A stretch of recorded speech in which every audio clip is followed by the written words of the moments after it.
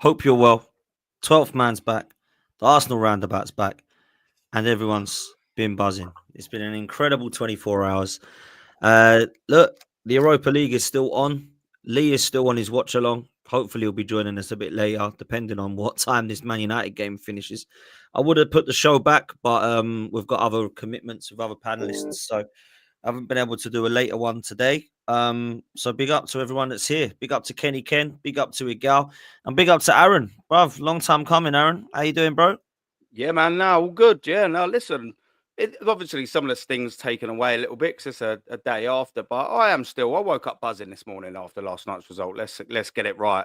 It's a fantastic 2 legs, and it's going to have to be a copy and paste again, isn't it? And despite what a gal thinks, we're all actually quite happy. Do you know what I mean? I'm buzzing still.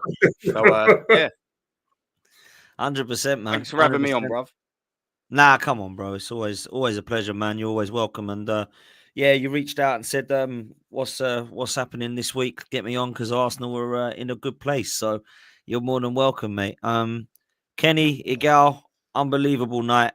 Probably one of the best we've had in a long time. Certainly, in my opinion, since Arteta's been here, one of the biggest statement wins, along with a cup that he won when he first arrived. Let's start with you, Kenny. What are you telling me last night? Last night was a fantastic performance. We were completely comfortable. You know, you can't sugarcoat anything Real Madrid did. Everything Real Madrid played like individuals, and that's what one thing you can't do about Arsenal. You know, you have to match us physically. They couldn't do that. You have to be less than predictable. They were predictable. In terms of like controlling the game, no way did Real Madrid control the game. I thought our midfield was fantastic. Everyone contributed. You know, there was one player that we carried, but you know what? He owes us a performance now because he's in both legs. His teammates have carried him, but at the end of the day, we prevailed and we prevailed very comfortably. Special mention, as for me, it's got to go to Yerin Timber. Yeah, last year, a lot of people mistakenly saw the guy as the next left back at the football club, and I was astonished because I thought, hang on, this guy was playing right-sided defender, and he played right back occasionally for Ajax. Never seen him play at left back before, and that's a testament to him as a footballer that he looked $1 million at left back, even though he's not a natural left back. And then see him at right back now. His Benjamin White was a very, very good servant for us, but when we play these big games in Europe, I look at this guy and I think, right, I know 1-on-1, this guy can't be beaten. I know it. Someone's just scored. I know that if this guy is on a 1-on-1, I can hear it going off. Someone's screaming. It must be Man United. Sorry, Kenny. Oh, it's Leon.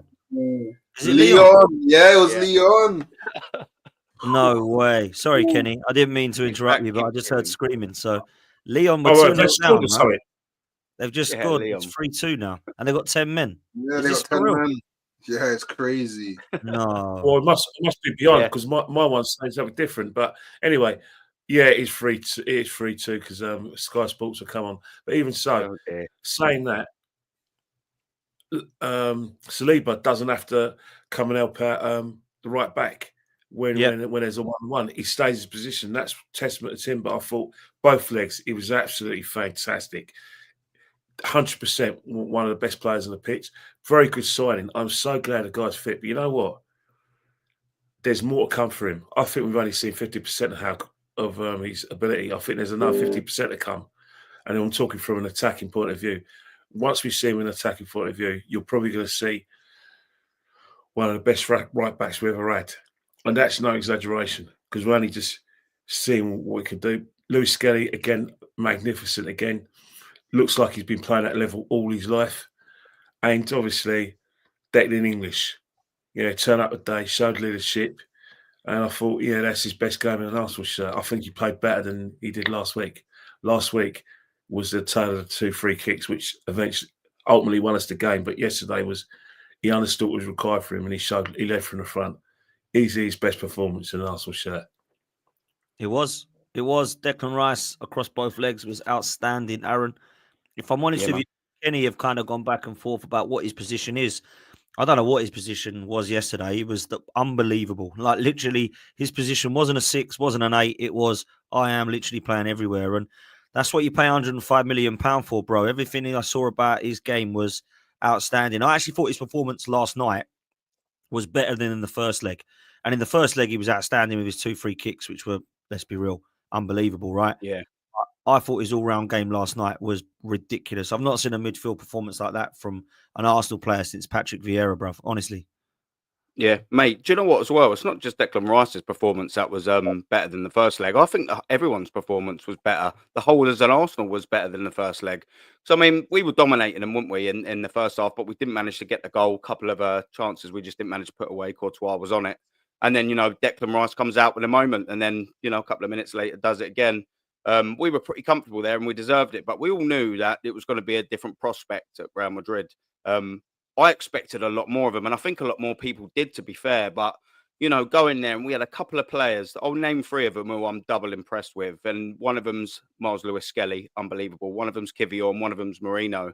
Purely because, and I've got to hold my hands up and say I was wrong about all 3 of them players. I just sort of thought to myself, maybe they're the weak links. And maybe you could say that's a little bit unfair with Lewis-Skelly.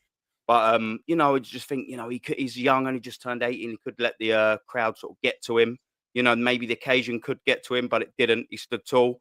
I thought, it's funny that you'd have thought one of them who's going to make the donkey mistake, it'd have been Kivior and not Saliba. But Kivior was solid all night, But so was Saliba, to be fair. And Mourinho, man, I mean, what's going on with a geezer? Emergency, man. He's been phenomenal. 2 assists. And it was all spearheaded by one man, Declan Rice. He was just unbelievable. Last week, he had the moments. This week, he was everywhere. He was in the box clearing headers. Last-ditch tackle in the penalty area he had to make. If he fails that, it's a penalty Madrid. He was making interceptions, right passes, driving with the ball. He just absolutely had everything. It was a monster, Dan. Boys, panel, chat. It was just a monster of a performance. And do you know what the annoying thing is? And Kenny sort of touched on it as well. It's that there was only one person over 2 legs that didn't really have that. And that was Martin Odegaard, our captain. And if anyone should be given the captain's armband, it was Declan Rice. It was Declan Rice. I can understand Arsenal won't strip him of that captaincy because we're going for a Champions League. They're not going to want to disrupt things, but he's got to be stripped of it at the start of the year for me, Odegaard. And he's got to give it to Declan Rice. I mean, I'd like to go old Jason Voorhees and machete it off of him. Do you know what I mean? And strip him of it that way. Well, anyway, you know what I mean? It's got to come off his arm, Dan. It has to come off his arm any old way. But yeah, Declan Rice, man, that is a box office monstrous performance. And do you know what we got to do, boys? Copy and paste 2 more times. And if we get successful there, just the 1 more. I'm sure we'll get into that a little bit more, obviously, later. We will. We got to talk about PSG as well. Let's come to you, Hooks. Odegaard's not the best performance again. Aaron says strip him of the captaincy. Now, look, I've tried my best to defend his performances and I'm struggling, bruv. If I'm honest with you, I'm sinking. Technically gifted player, terrible season. Decision-making awful again last night at times. But other than him, I thought everybody else was absolutely outstanding. And, Aaron's brought up the players I wanted to mention. Lewis-Skelly was one of them. Jurriën Timber was another. You got to mention Kivior in this mix as well, because he was brought in as a question mark. Thought he was outstanding. And if I'm honest with you, Mikel Mourinho, if he would have been brought in at January and would have scored 6 goals in 10 games, I'd have said that was a brilliant signing. And this guy, in my opinion, has made Kai Havertz look a little bit silly because we ain't missed him one bit. And in fact, I'm going to say it, I think we're better with Mourinho up top than we are with Kai Havertz. People might say that's crap because last season we were banging in goals, but I actually think he offers a lot more than Kai. I've got to be real. I'm not a Kai hater, but I'm certainly not a Kai lover. I think Kai's got a place in this squad, but he don't start for me. And if everyone's fit right now, I'm actually keeping the side we've got at the moment instead of bringing back Kai Havertz. So what are you telling me, bro? It was impressive last night, Hooks.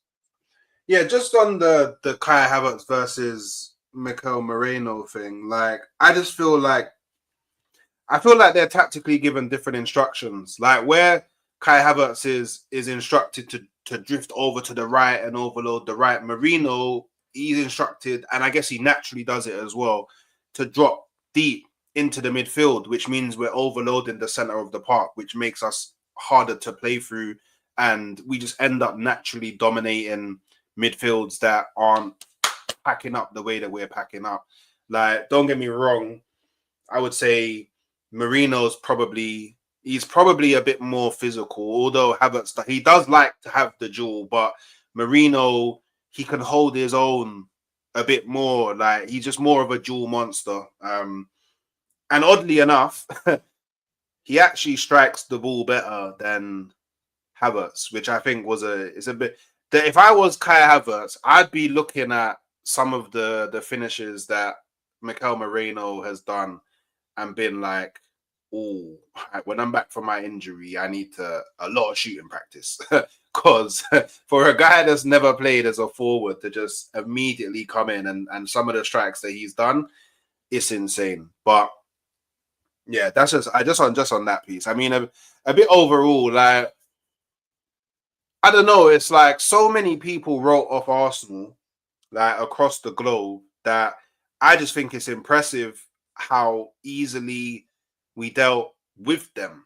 Like, I won't lie, the build-up to the second leg caused me more pain than the actual game itself. The actual game itself, like, looking at it now, it was kind of a breeze. Like, the one thing that, so obviously they got their Mbappe, they got their Vinicius Jr., they got their Rodrigo, they got their Bellingham, but all of them are pretty much useless if there's no space for them to run into. And we just made sure of that. We just made sure that there was no space for them to run into. And they couldn't produce anything because they don't actually have a creative 10 that can unlock a mid to low block. So I think the way that we set up and approached the game was really good. I think we have to give credit to Arteta for that one. 1 second, Hooks. 1 second, Hooks. Is it actually a penalty for Leon? Is that serious? Oh, swear down. Can someone check?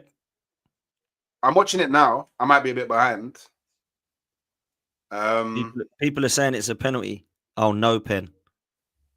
Maybe there's a question mark over a penalty then. There's a question mark over it. He gets tackled inside the box. I think it should be a penalty. Apparently it is. He pointed to the spot. Okay. That's unbelievable. How the hell are they doing this? Man, this Amorim has made Man United worse, you know. It's absolutely crazy. No, it fully has. Definitely a pen. Yeah, it's definitely a pen. Yeah. And it's crazy because it was up 2-0. You guys know Onana's gonna basically stand on the other side and do the ball thing. Be like, let's see if you shoot this way. Lacazette, masterclass. Honestly, Lacazette's having a masterclass. Yeah. But I honestly think, like, look, like, I know that, like, there's the fan base is very divided on Arteta, but I think he needs to be given big credit for what he's managed to do across 2 legs versus Real Madrid. Lacazette scores. Like a blood clot there. Yeah, come on. I think he deserves I think he deserves massive credit. Like, massive credit, because this is a huge task.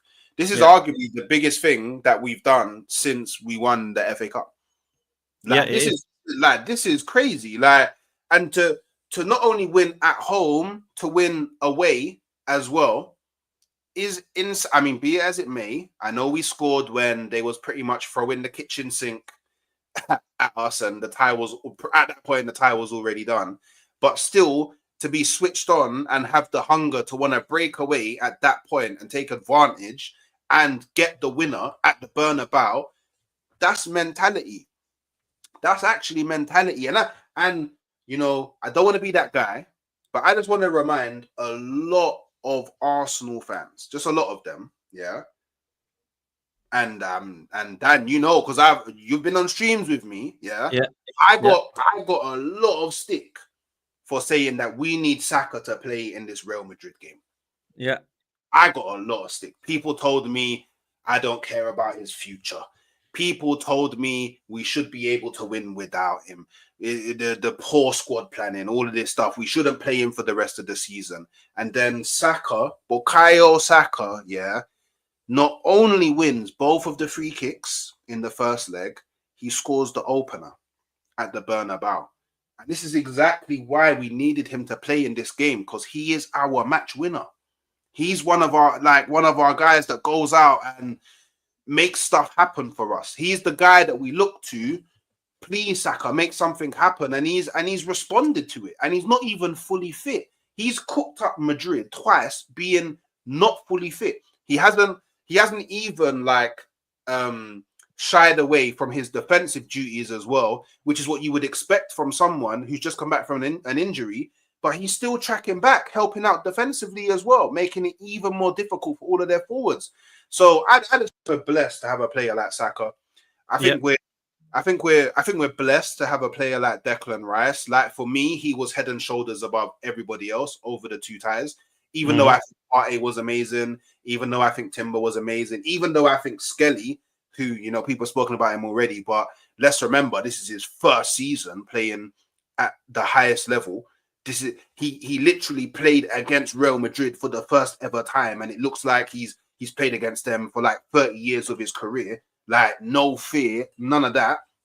So I think there's a lot that, you know, Arsenal fans can look at within this current crop of players to go, you know what, maybe we might actually go on and finally lift the Champions League. Like, look, it's still 3 games to go, but I would say I'm more positive that we can actually go on to at least get to the final. When you get to the finals, it's like whatever happens on the day, in it. But I definitely think we can progress versus PSG. I see no reason why we can't. And then I'll be saying every prayer known to man once we get to the final that we finally lift the big ears. And all I know is I expect to just see all of you at the stadium because I will be getting burst out of my head. I will be on the streets of N5, and it will be mad. It will be mad. I can't lie.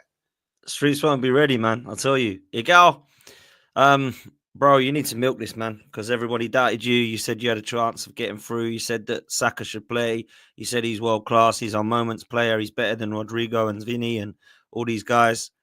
It's been an unbelievable night. And for the rival fans and the Arsenal fans that gave it to you, you must be smiling, bruv. You know what? Before we go on to all the stuff that I've said, I want to ask Aaron and Kenny, were you guys one of those guys who were saying Bukayo Saka should not be playing and he's going to ruin his career?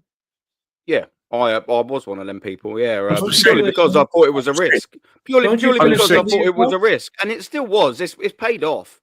And do you know what? I'm double grateful it's paid off because I didn't want him to get a setback. But yeah, look, the risk has paid off. I stand by what I said. Yeah, 100%. I stand by 100%. So you're going to be wrong and strong. No, I stand 100% by what I said. It's not wrong and strong. He was. Yeah, you're the wrong fact and is strong. that he's not fully fit. You know, he didn't last 90 minutes in the games. He did his bit. He was taken off. Did you celebrate Saka's goal? Were you happy? If he was 100, the goal was fantastic. In fact, he scored 2 goals. I've always been Saka's fan. I was never once denied that Saka was a top class player. I've always said it's the team is. Don't you kind of feel silly that you said we shouldn't go into this game without it? In terms of him being fully fit, he isn't fully fit. But what it doesn't matter. He's playing in bursts. So I stand by what I said. It doesn't matter. I'm not going to go in hiding for anybody. No, Kenny, no way. You need to go in hiding. And definitely ain't going to apologise. Man, I've been with my missus for 11 years. I ain't said sorry. You and Aaron both you need to go in definitely a ain't bunker. getting one, you lot, mate. Don't worry about that. One second. You and Aaron both need to go into a bunker because that's war crimes against Arsenal to try to say we should go into a tie against Real Madrid. Arsenal. That is not war crimes to say we should go into the tie. Your match 11 was a war crime, mate. You should be going to the bunker from there. This is the first topic we're discussing for a reason because Bukayo Saka is one of our talismans. He's one of the reasons why we were able to compete for this league as much as we were because of the amount of games that he missed. And for you guys to say Bukayo Saka, we shouldn't play him. You guys all of a sudden know better than the doctor. Sorry, I didn't hear your first point. You said Bukayo Saka. I let you guys speak. I sat back. I didn't hear it properly. Okay, you know what? I trigger everybody so much, so go ahead. Was it still a risk regardless? No, it was still a risk regardless. The league, I want to hear it because I couldn't hear the full point because I can't answer if I don't hear everything you said. Are you talking about me or somebody else? Yeah, what was the question? You. I didn't ask you a question. I'm making an overall point. You guys don't know better than the doctors. Stop talking like you know everything. There's things that you guys don't have information on. When you jump to the conclusion, and say Bukayo Saka, one second. Let me finish. You want to continue, Kenny? No, I'm just saying we're allowed to have our opinion. We're not. It's No, gone you're well. allowed to have your opinion, but understand you don't know better than the doctors. Kenny. You don't know better than the doctors. Sorry to nobody. No. Yeah, I know, mate. I know. You don't know. You don't know better than the doctors at Arsenal. You don't know better than the medical team at Arsenal. You don't know how the player is reacting in training. You don't see him week in, week out. For Arsenal to have Bukayo Saka missing for what is it, 4 months, if I'm not mistaken, and then him come back, and then people have the audacity to say, "Oh, we're rushing him back after 4 months." We're rushing him back after 4 months. Oh, after 4 months, people are saying we should not play him for the end of the season. Let him have the season off.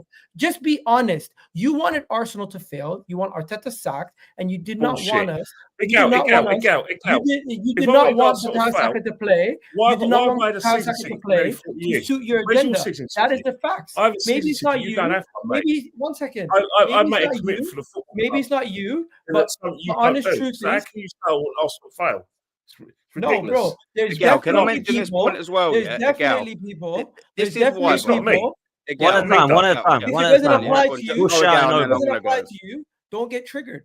If it doesn't apply to you, don't get triggered. I'm speaking to the masses here. I'm not speaking only to you guys in the panel. There's people watching also. And there are people who said Bukayo Saka should not play because the manager is going to ruin his career and he's risking everything for his own legacy and not the best interest of Bukayo Saka, as if they know better than the manager, better than the thing. And don't act like you guys have not heard this on many streams, when a Northside speaking or Lee Gunner speaking, talking about Bukayo Saka is not going to come back the same player. He came back half fit, as you guys are saying, and he bossed Real Madrid, outplayed Jude Bellingham, outplayed Kylian Mbappe, outplayed Rodrigo, who shamelessly, to this day, Lee Gunner still thinks is better than Bukayo Saka. And also Kylian Mbappe, who? Vinicius, who? These guys had nothing on Arsenal's defense. And Bukayo Saka had them running around like nothing. Defensively, they couldn't keep up with us. And tactically, they had no idea what they were doing. Mikel Arteta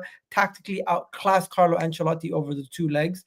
And one thing you guys have been doing consistently on every time I'm on the stream, we talk about Arteta. We talk about the failures of Arteta. But you guys had 23 minutes to speak about the game, and I'm pretty sure I did not hear anything about Arteta from Kenny. I'm pretty sure I did not hear anything about Arteta from Aaron in this stream. I heard about it from you in the previous stream, so I'll give you the benefit of the doubt.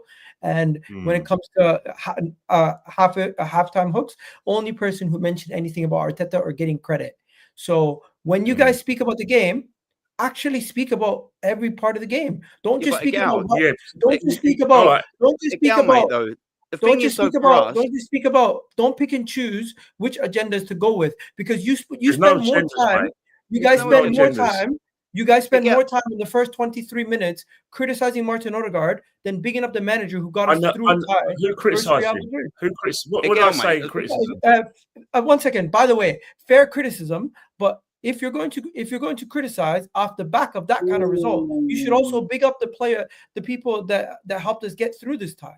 And the manager is a crucial part. The manager is a crucial part. Credit to the players.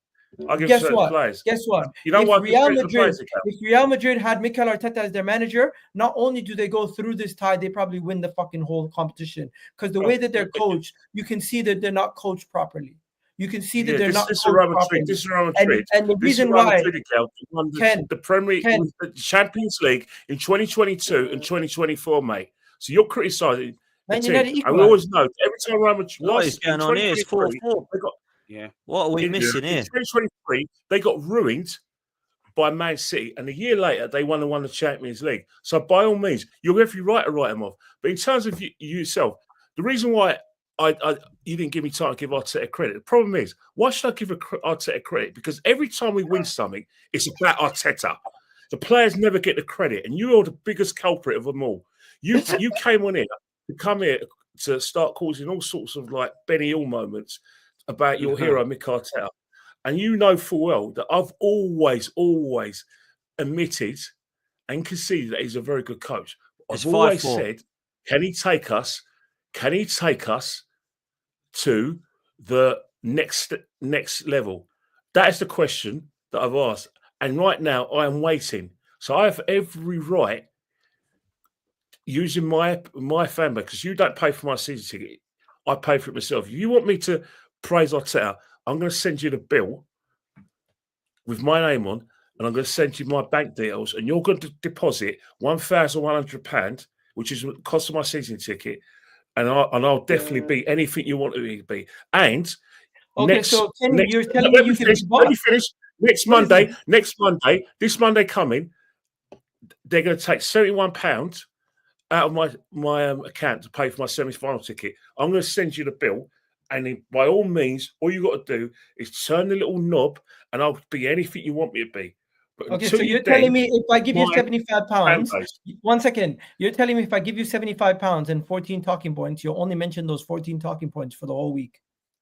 Hey, I'll send you the bill if you want. I'll send you the bill. No, but will you only mention the 14 talking points? So Kenny, live on right now on Dan Pasta's channel, you're telling me if I pay £75, that's all it takes for you to say everything I asked you. Here's my bank details. Here. Okay, I'm going to give you 14 talking points. 14 talking points. No, but you cannot one time. You cannot divert when you want the sort code and the account number. Tell me when you want the sort code and the account number. Tell me when you want the sort code and account number. Anytime now. Listen. You're telling me you can be bought.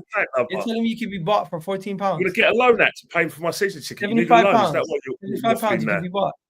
Nah, come on, bro. On a realistic. No, you said I don't give the manager any credit. I'm confused. How did me saying you should give credit to the manager who helped get a masterclass over Real Madrid over 2 legs and win two games turn into a situation where you're asking me to pay £75 for you to give credit to that same manager? It's honestly I was talking about again. You don't listen to the full point. You only listen what you want to hear. I said I'm going to send you the bill for my season tickets. You said that you insinuated that people like myself who don't back the manager and were saying things about Bukayo Saka's injury have an agenda against the football club. You do have an agenda against the manager. You want to be proved right, which is. If I wanted to be proved right, why do I turn up to matches? Why do I still commit to this football club? I don't understand. You enjoy the games, mate. As well, I enjoy Arsenal. Even though you don't like Arteta, you enjoy Arsenal, and you have a connection to Arsenal. You're not going to let the manager. You're not going to let the manager stop you from enjoying the game. But the question I asked had nothing to do with your intentions as a fan. My question was, we had 23 minutes spent where all 3 of you spoke, and Halftime Hooks is the only one who mentioned Arteta and deserving credit. And I would think after beating Real Madrid 5-1 on aggregate, a team which you two probably gave a 0 chance of beating, and you don't credit the manager and you're giving all the credit to the players? Can you show me evidence? I have questions. I have questions if we're analyzing the sport fairly, because if I'm not mistaken, you can give credit to the players, but every time the players do something wrong, you're the first person to say, well, the manager picks the players. You're the first person to say, you know what? Well, the manager's the person who decided to put those players on the pitch that messed up the game. But when it's the other way around, when it's the other way around, and it suits your narrative to say, you know what, it's the players that got this through the time. Why can't the players get credit? Why don't the players ever get credit? Why is it always the manager? Well, is it the players? Why is it always the manager? Why can't I give Declan Rice credit? Why should I be different from everyone else? Why can't I say Declan Rice? You can give Declan Rice credit for his 2 free kicks. Why can't I praise Timber? Why do I have to exclude them and praise the manager? Why would I have to do that? The players, because you're the first person to criticize the manager if things go wrong. You're the first person to take the blame away from the players and criticize the manager if things go wrong. I've heard you come on here. You accept the manager. You're the first I've heard you come on here. I've heard you come on here, and I've heard you come on here and scapegoat the manager for Kai Havertz missing chances. That's your agenda. That's your agenda. Trust me. I don't have an agenda here. I'm telling you the honest truth. If you and Oil struck gold, I want people to be honest. I don't want agendas and people throwing shit left, right, center. I said Odegaard when he deserves criticism. Fair play. You're trying to make it about you. One second. It's not about Odegaard you. deserves It's about criticism. Arsenal. Odegaard deserves criticism, but at the same time, Mikel Arteta deserves praise. And for us to spend more time in this first 23 minutes speaking about Odegaard and how he's been shocking, and not giving any credit to the manager who helped us get over Real Madrid over 2 legs, 5-2. Kenny, you have to at least praise the man who helped us get in that position. Well, we've got you to do. We've got you and Hooks. That's what you and Hooks are there for. That's what you and Hooks are there for. You and Hooks are there because you have a different view. Okay, so then don't ask me. So then don't press me when I don't criticize the manager. Then are big fans of Mikel Arteta. I'm not a big fan of Mikel Arteta. Oh, I know, but you're not a vocal critic of him, like I am. I criticize him when I criticize him when he warrants criticism. Yeah, no, I understand. I'm not trying to say. What I'm trying to say is that you bring balance to the panel. Egal is an Arteta fan, which I respect 100%. Myself, Aaron, and Dan have had doubts about the manager. You're trying to get us to. I'm not trying to late. Wait. No. I'm talking about Egal. Egal's trying to get us. Already had given Arteta credit, if I'm not mistaken. Aaron's already done it. Just you. So I'm not allowed to praise the players.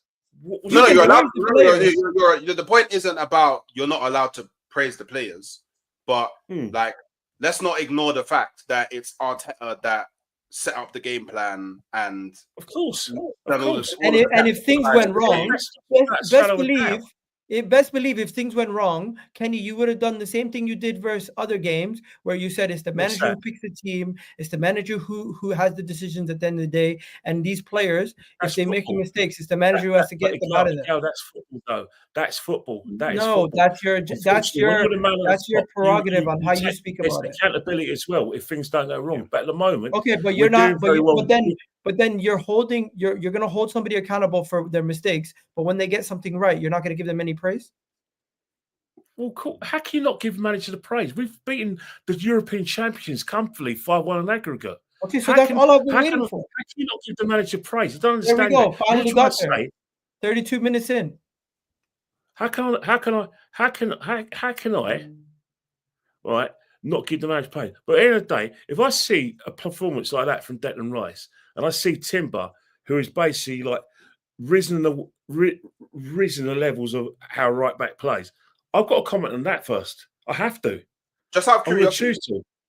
Just out of curiosity, Kenny, because I don't actually know. Like, what's your opinions on Declan Rice playing in the 8? I think, you know what? I think he's played his best football this season at number 8, and alongside Thomas Partey, who's been fantastic at number 6, who was brilliant yesterday. I think this is where that partnership is the way forward. Unfortunately, with Thomas Partey, his age, age catches up with all of us. There's going to be a situation where we're going to need to replicate that, because I do think that if you play Declan Rice in the number number 6, after seeing what you've seen in the number 8, I think that's a bit of a waste, because you look at Declan Rice as number 8, free kicks, the dead ball situations, the driving towards goal. I think that this is no exaggeration. I think that we can get at least double-figure goals from him if he plays in that number 8 position. I think there's levels that Declan can go to. I think if you play him at number 6, that's not a position I think he enjoys. I don't think there's a position he's suited to. I do think that position will, if Thomas Partey does leave the football club, I do think we need to look for a replacement of that. And that is my thoughts on Declan. I've never once said Declan's not a great player. I just don't think he's a number 6. That's all I've ever said. I think it'd be suited best in the 4-2-3-1, wouldn't you? Just having that double pivot with Thomas Partey, Declan Rice. Like, you could say that, but me and you have disagreed about it plenty of times, haven't we, Ken, about whether he's a 6 or whether he's an 8. You know why we disagree, right? But he's been good. He has. I'm coming around to it, Ken. I'll give you that. I'm coming around to it. What I've seen is him driving with the ball a lot more confidently and competently over the last few months. I will say that. I think it's coincided with with you know that niggly little toe injury that he's had. I reckon since he's sort of recovered-ish from that, he's just been a new player, hasn't he? He's been phenomenal the last few months. Yes. And I just think it's because he's absolutely fully fit. I reckon there was some underlying problem there with that toe, and that coincided with his poor form and all that injury. But since he's been I back, was with you, Aaron. I was exactly the yeah. same as you. And look, I can come around to it if he starts performing like that. I just haven't seen consistent performances in the 8. I feel like it lets it down a little bit, and I prefer his attributes in the 6. One thing I've never disagreed with Kenny about is that Thomas Partey is better in the 6. Thomas Partey is ridiculous, mate, as a 6. And if we're going to get rid of him in the summer, I hope this Zubi Dooby Doo coming in is better than Partey. I don't think he is from what I hear. So, different. He's different. He's more like Jorginho, but more with at least a little bit more ability to get around, and positionally he's good. He's not going to be a guy who's going to be a destroyer, but he's surprisingly deceptive with how good he is at being in the right place at the right time to win the ball back quickly. Do you know what I'd like us to do with Thomas Partey? I'd like us to get the little 12 months for a further 12 months, purely because if you sort of see with history, we've got a lot of business to do in the summer, boys. That's undeniable. We've got a lot of business. And I think with Jorginho going already, with Thomas Partey possibly leaving, if both of them two go, we've got to sign 2 or 3 midfielders. He might be done. Do you know what I mean? He's already gone. I didn't know whether it's gone, to be fair. And if he has, absolutely fair enough. But if he hasn't, and to my knowledge he hasn't, I just think it'd be a lot easier if we're going to try and replicate, like Kenny was saying, with a Thomas Partey sort of player, or was it Dan? Either. I'd rather have him there for another year, maybe another 2 years. Purely so, if someone comes in, they can sort of get experience with Thomas Partey and what that position is. Do you know what I mean? Would he take a pay cut though? Pardon? Would he take a pay cut though? Because it's Arsenal have been clear in their terms. It's one of them things though. He's our player to replace. He's our player to replace. I think paying him 200 grand for an extra year would probably be cheaper than us finding someone else again. Because we've got so much business to do. I just think that would probably be, at least for another year, the cheaper way to go about it. You think we need a winger, we need a striker, we need another right-sided centre-back. Well, what we're doing with the left back, maybe Maitland-Niles will stay there, I don't know. But we need midfielders, we need a backup keeper. I'm not worried about this. But the point I'm trying to make is there's so many different bits of business that he's got to do. Sales, contract renewals, signings. I'd rather just at least take one position off of Bert's hands, and if we can get Thomas Partey over the line, it's just one less thing for him to do. Do you know what I mean? I hear you, but bro, we're not in the summer transfer window yet. Let's stay in this season. Yeah. Well, we're talking about Thomas Partey, aren't we? We're talking about Thomas Partey. What will you guys do just quickly on that comment about Partey? Because obviously, I thought he was class over 2 legs, but what was he doing getting booked? So he's now out. You just play Moreno. You play Moreno in midfield, and you throw Trossard up top or something. That's what I think he'll do. Yeah, you're breaking something that's what we will do. But personally, for us to continue doing what we've been doing tactically, I think we have to put Miles Lewis-Skelly in the midfield, and then we have to put Calafiori at left back. What, against Calafiori at left back versus who? No, but the thing is, we have to, or. I'd rather throw Zini. Actually, no, because you can't. Well, I don't know, unless you want to play Zinchenko as the because the thing is, you will say the trade off at left back for. By the way, Kvara would be going up against Timber anyway. It would be Kivior or Saliba versus. It would be Dembele plays striker for them. I can't remember off the top of my head who plays.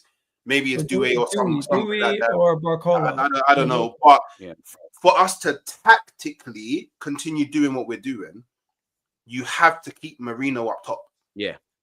I agree with you, Hooks, and Egal there on 2 different things. I 100% agree with you, Hooks. What's worked in terms of Mourinho up top, we don't need another problem trying to get another striker up there. It's working at the minute with Mourinho. Keep him up there. If he's not assisting, he's scoring. Keep that there. And Miles Lewis-Skelly, that's such a problem position for us over the years. He's been fantastic there. Keep him there. I'd say Zinni, left 8, just drop Thomas Partey to the 6. I think that's the way Can we go back to the Real Madrid game quickly?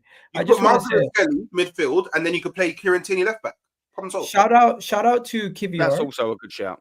Shout out to Kivior, because everybody doubted Kivior. Unbelievable. And he has been putting in solid performances, some of his best performances. He's raising his price tag as we speak, and potentially people are going to be looking at him being like, yo, let's see what we can get out of Kivior. I think he could be a starter many places with the performances he put in next to Saliba. He's never lost with him and Saliba starting a game together.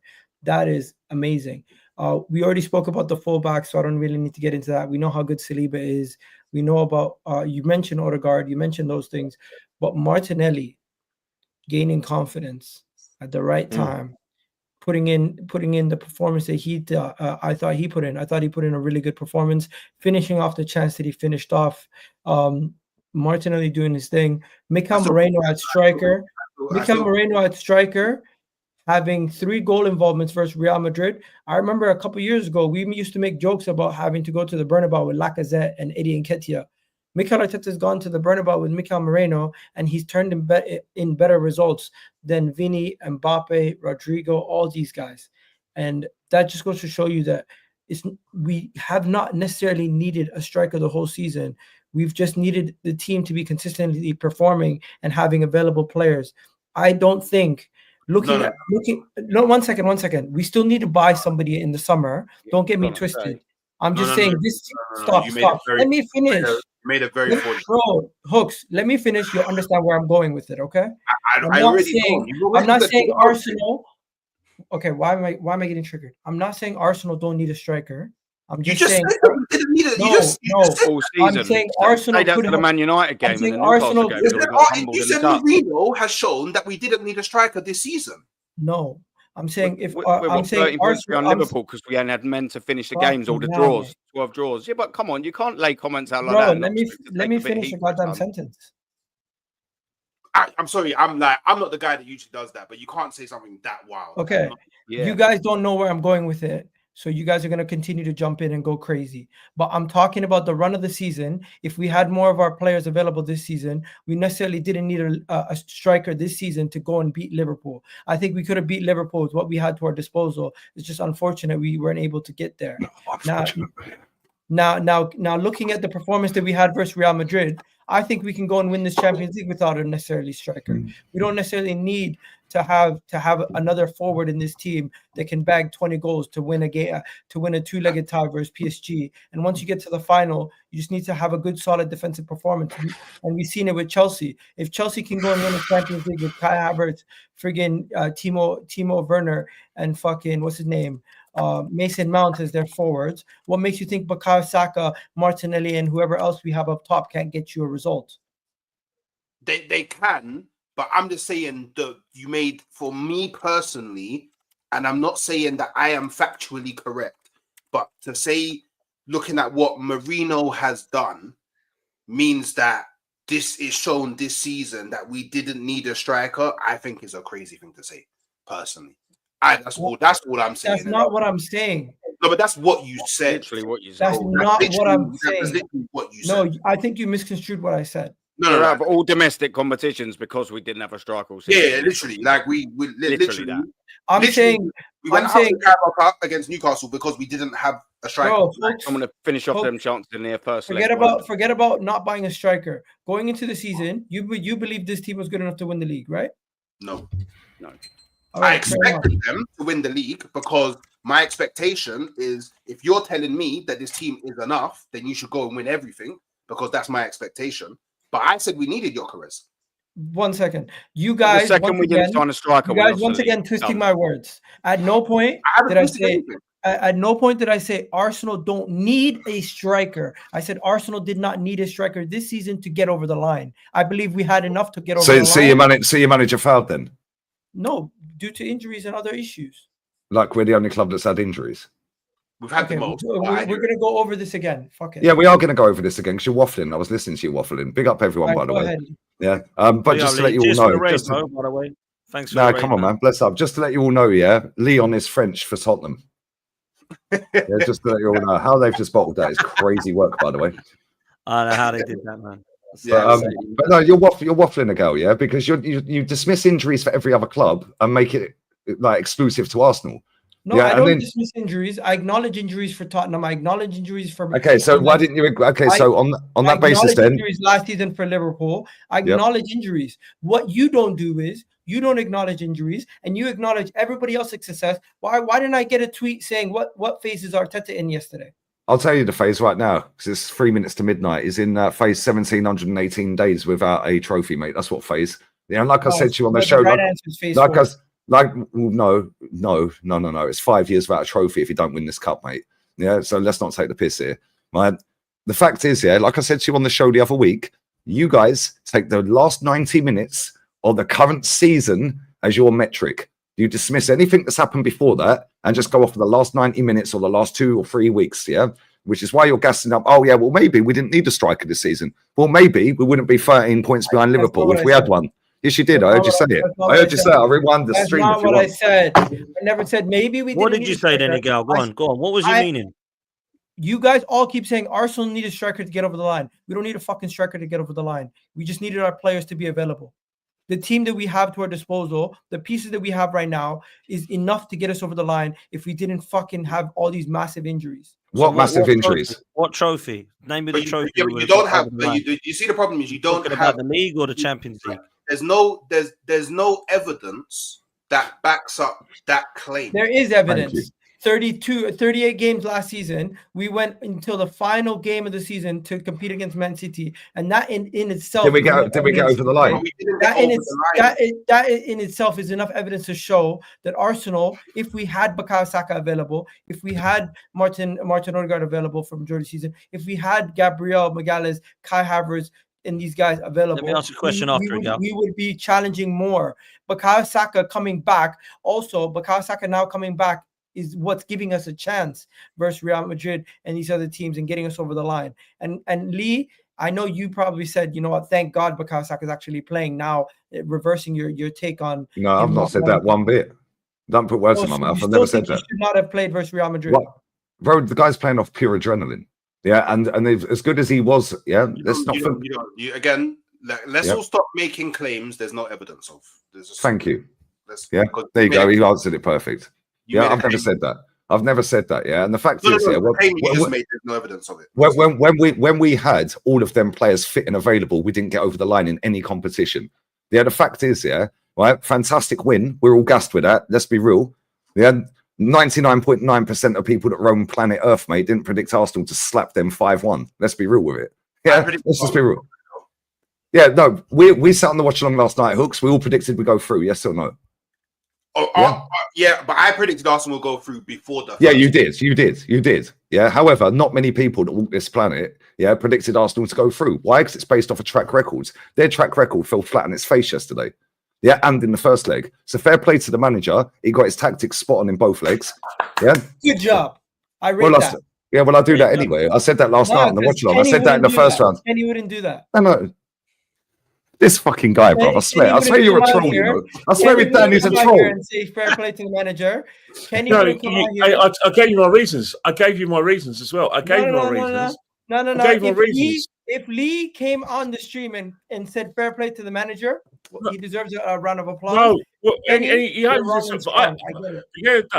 this. This isn't Arteta. It's not about you today. Kenny's the guy. The Arsenal roundabout. Kenny's the guy today. And Kenny's a big lad, mate. Don't piss off Kenny. But all I'm trying to say, I've actually met him. Yeah. Yeah, but all I'm trying to say is that this is the Arsenal roundabout. Of course, Arteta's going to get the credit. Arteta's been if you watched our watch-alongs our player ratings last year, in most games, Arteta. Last season when we was going to the death, we played really good football. Arteta got 10 out of 10s from me in multiple games, yeah, and this season, the Man City game, the PSV game. And I'm going to say for the last time, and I'm not going to say it again, Mikel Arteta is an excellent coach, but his job is not head coach. He's the team manager, which means he needs to negotiate the season and he has to deliver success. There's no doubt that this team is very, very well drilled. It's the most frustrating team to play against. I would hate to play against us. In fact, I said to my brother, regardless of whether PSG are the favourites or not, PSG better not dare go a goal behind against us, because they go a goal behind against us, God help them, because they're going to have a battle. If we win the first leg in 2 weeks' time, and PSG need to win it in front of their own fans, we're not that team that they need to play. They Why can play do you want Barcelona. an excellent coach sacked? Because simple reason is Did you guys hear that? it doesn't deliver results. There's loads of good coaches being sacked. Mourinho's an excellent coach, but he's been sacked. He's not an excellent manager, though. Arteta ain't an excellent manager. The reason why I didn't want him, because I know that he may lay foundations, but at the moment, as far as I'm concerned, and the evidence supplied, this manager, and this is because he's the manager. I don't think this manager is going to be the one to take us to the next level. You heard it. You guys heard it. You guys heard the foundations. Listen, but I've said that. But it'd be okay. But there's no secret. I've always admitted it. I'm a football man. I just do not think that this manager is the man that's going to win us the league and help us dominate. He may get us into lay down foundations, but as you well know in football, and you've been watching it for a long time, you pretend you haven't, and you're influenced by bad people. You're influenced by bad people, you know. And I know who you're influenced by. Let me finish. You're influenced. You've got bad influence in your life who are into clickbait bullshit. Clickbait. Oh yeah, let's get little titles. That's not football discussion. It's about the game. And I'm saying that if Mikel Arteta wins the Champions League, do you think I'm a pork chop? Am I going to be going, oh, he's still crap? Mikel Arteta's a shit manager. Let's sack him. I'm not a pork chop. I'm going to be thinking, hang on it. He's giving me what I want, success. But right now, he doesn't give me success. Let me ask a question. I don't want him as our manager. Is that simple enough for you? Let me ask a question, right? Mic drop. Big up to Kenny, by the way. Big up to Kenny. Let me ask a question to you, Egal. You made a point about Arsenal and injuries and not needing a striker. You just needed our players to be fit. That is a fair statement for you. That's your opinion. I disagree with it, but that is your opinion, right? But after you've now made that opinion and you've seen that we've had injuries and we're not good enough to win a trophy at the moment, unless we win the Champions League with some of our players back now, which I think you'd agree with also. Do you think that back in the summer and January that actually we were let down massively and that we should have actually had players coming in? Because you say we don't need a striker, but we do need a striker because ours is injured. So we should have got some backups, right? Yeah, we should have got a backup winger. The manager was let down also. It's not just the fans. The players and the managers were let down by the club for them not making the right additions in the summer. The manager is not the only person who's in charge of making additions. You have a board who approves the signings. You also have a group of recruitment team that decide who we get and how much we're going to spend. Let me just say then, because I agree that it's not solely on the manager, but the manager 100% has the final say on transfers. And also, he's not just the manager. You start on zero again. The progress is trophies, Egal. It's the aim of the sport, right? Yeah. Arteta is not a manager alone. He's an architect. He's an architect. And this man has done amazing things. You're taking. So if he is an architect, we don't need signings. He should be winning across the line. No, but in order to get anything done, you need to make additions. You need to do certain things to get things done. And he, as Kenny said, he built the foundations. He's built the house. He's gotten the heating. He's gotten everything. Now he just needs to add in the luxury furniture, which would be that 20-goal a season striker to get that. He's had 5 years and £750 million to do it. And you want to know something, guys? How many years did Sir Alex Ferguson have before he started winning trophies? So Alex Ferguson was winning trophies at Aberdeen, mate. No, but how many years? Andy beat Real Madrid in the European final. Taking by Manchester United before he started delivering. Kenny, when he started delivering, how many trophies did he win before he won a league title, Kenny, at Man United? No, but you've asked the question, so let's give you the answer. Arteta hasn't had the experience that these other managers have had. Which is exactly why we didn't want him. So why are you using him as an example then? What are we doing here? Well, guess what? He's currently one of the best managers. He's currently one of the best managers in the world. Based on nothing apart from copium and hopium. And he's outclassed some of the best managers in the world. Alex Ferguson. What? Alex Ferguson won the League Cup and FA Cup before he won the league. In 6 years, he'd done the whole domestic lot. So I don't know what you're talking about. From Aberdeen. Aberdeen have won 4 league titles in their entire history. He won 3 of them. But I'm not gonna lie, you guys. Like, he also won a title with St Mirren, by the way. Yeah, and he was 32 years old at that point. Yeah. Listen, I beat Real Madrid in the European final. 1 second. I believe Arsenal have a really good chance of winning the Champions League this year, as we're currently in a semi-final. I also believe that Arsenal will strengthen in the summer, and we'll be going again for the league title next season. And with the experience of this season and everything that's gone through, they're going to now possibly go and address the forward line issues that we've had off the back of this season with all these injuries. They're going to know what mistakes they've made, and we're finally going to get over the line in the league. Yeah, I think it's harder to win the league than it is to win the Champions League. Hence why what's happened to us this season. And if we do win the Champions League, not only has Mikel Arteta finally gotten everyone's credit and gotten what we needed to get, it will get all this pressure off his back. And not only will Arsenal start winning league titles and continuing to improve, I think we're on the cusp of. I think Arsenal is on the cusp of dominating. Forget just being part of the mix. And I think when I say this, you think I'm bantering or I'm making jokes. No, I don't actually think you are. I genuinely believe this from the bottom of my heart. Arsenal is so close. Arsenal is so close to not only taking over England, they're going to be taking over everything. Let me. Why I always laughing on every fucking stream? No, Egal. Let me just say. Look, I don't think you are joking or trolling. I think you genuinely do believe that. I'm not laughing at you because I think you're trolling. No one's laughing at you because you think they're trolling. They just disagree with what you're saying. Let me ask you this, because you think he should stay whatever. You've said that enough times. I'm not going to ask you about him staying or going because he is staying, right? But there's people on this panel that have got massive doubts. If he doesn't win a Champions League, and he doesn't win the league, which he's not going to, and he doesn't win a trophy, that he shouldn't remain in his post. Why do you believe, even if he doesn't, let's say we lose to PSG, do you think now that he's beat Madrid, that should, with every fan, keep him safe, whatever? He's proven because your arguments are not consistent. Simple. Win a trophy and fuck off. Pretty simple and consistent. Okay. I can't get a word in without everyone cutting me off. Go on. You've spoken the most. I know because everyone disagrees with me, and you guys want to keep going back and forth. Answer me that question then. Why we should go? Do you know what? We're wrong. They've beaten Real Madrid. He deserves to stay 100% for another couple of years. Why is that? No, because the same people who say Arteta should be sacked also say we're missing a striker, we're missing a left winger. They don't think that they don't think we have enough squad depth.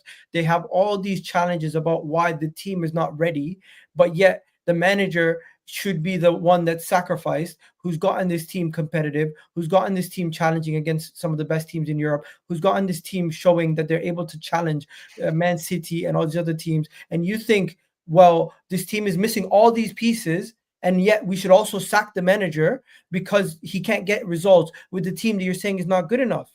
I think there's a big misunderstanding here because, for example, I'm not even taking Lee's words. Northside says every day talking about the finished bench every single time we're on a stream with Northside and criticizing signings that we've made over the years. I know he's not here right now, but just as an example of somebody who constantly criticizes the squad and then says the manager should be sacked for not winning with said squad who you don't rate. And I think there's a massive there's a massive inconsistency in your takes when saying criticizing the manager for not delivering with a team you don't think is capable of delivering. Okay, cool. I totally understand what you're saying. But who bought Fabio Vieira for 35 million quid? Who bought Sambi Lokonga for 17 million quid? There's 52 million. You can tell me we couldn't get a striker for that. Yeah, that's without Nuno Tavares. Yeah, who's out on loan as well. Yeah, we bought him for 7 and 8 million quid. So there's 60 million pounds. You're telling me we couldn't have gone and bought Isak with that before he went Newcastle? Is that what you're saying? Because the club told Arteta in January of 2021, 2022 that Isak is not worth 55 million pounds. Okay. What? And the manager decided to agree with that instead of saying bollocks. No, he didn't agree.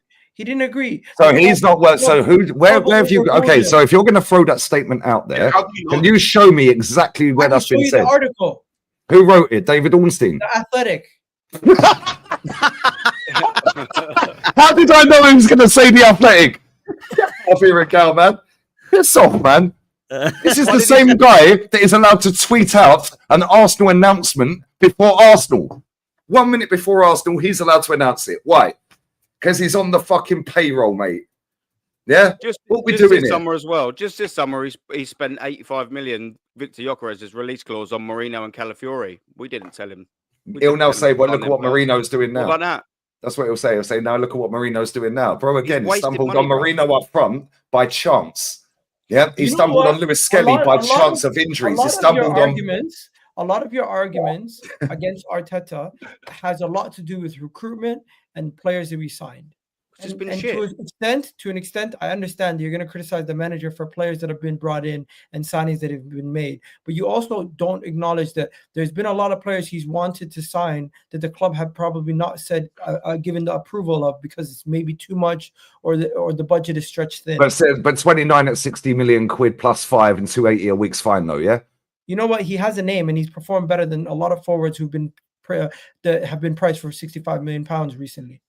Nobody cares. Yeah, but that's not the point. That's not the point that he's making. The point he's making is you're saying that there's moves that have been turned away because it's too much money. But then he's saying, so then how did we get Havertz for 65 million on 280k a week? Like, kind of disproves what you're saying. Like, no, but we ended up getting Havertz. Money to buy a striker, but then we signed Calafiori and Marie. Like, there's money there. Like, and just to go back to your earlier point, because you said our arguments are not consistent. Like, I'm actually someone who thought that we had a good enough team to win the league, definitely a good enough team to win the Carabao Cup, definitely a good enough team to win the FA Cup. I'm actually very surprised at how well we've been able to do in the Champions League, and I give the team credit to that, especially considering all the injuries that we have had. I actually think Mikel Arteta is a good manager. I actually don't dislike him. But it's because of all of that, that if we don't get over the line, to me, you failed. Facts. How's that difficult to understand? The striker's release clause was deemed over his true market valuation, therefore not triggered. The release clause. That was in the summer. That was in the January of 2021, January 2022. When we had Eddie and Nketiah up front. And Lacazette. And we wasted 35 million on Vieira. And we're trying to get top 4 with Eddie and Nketiah and Lacazette. And they basically said, you know what? Let Tottenham get Kulusevski and these guys, and we're not going to do nothing. Why didn't he go get another striker then? If they said but he doesn't have all. 1 second, Arteta might have some say. Arteta might have some say, but he doesn't have all the say. There's certain things he gets overruled. He can't go and spend all the money that he wants. But what I'm saying is we've seen the Amazon documentary where Edu himself, this is how we come together and we go, okay, we need these positions, and then we all agree 1, 2, 3, and we all agree on targets that we go for. So it's not just Arsenal. Arteta only wanted Isak. You think they're going to show you? You think they're going to show you the board meetings where they tell them? Well, you're taking David Ornstein's word over Edu saying it out of his own lips, mate, who was at the club at the time. So we're going to hold David Ornstein's words to bollocks, and the geezer who's in charge of transfers, along with the other geezers in charge of transfers, to account with their own words. Fuck David Ornstein. The guy's a puppet. Yeah, he's spin and yarn for everybody. Yeah, this is the same guy that told us we weren't going to pay more than 75 million quid for Declan Rice. He also told us we kept good relations, with Brighton for Caicedo, and we're going back for him. We ended up not bothering going back for him and signing Rice for 100 mil. Okay, it's the same guy that said Nuri Sahin sign him. No more signings. Then Danny Welbeck rocked up an hour later. Yeah, Reece Nelson, is going to Ipswich, and then he ended up at Fulham. Yeah, this guy has got a whole rap sheet of things wrong, mate. And that's just for Arsenal off the top of my head. That's without the other clubs.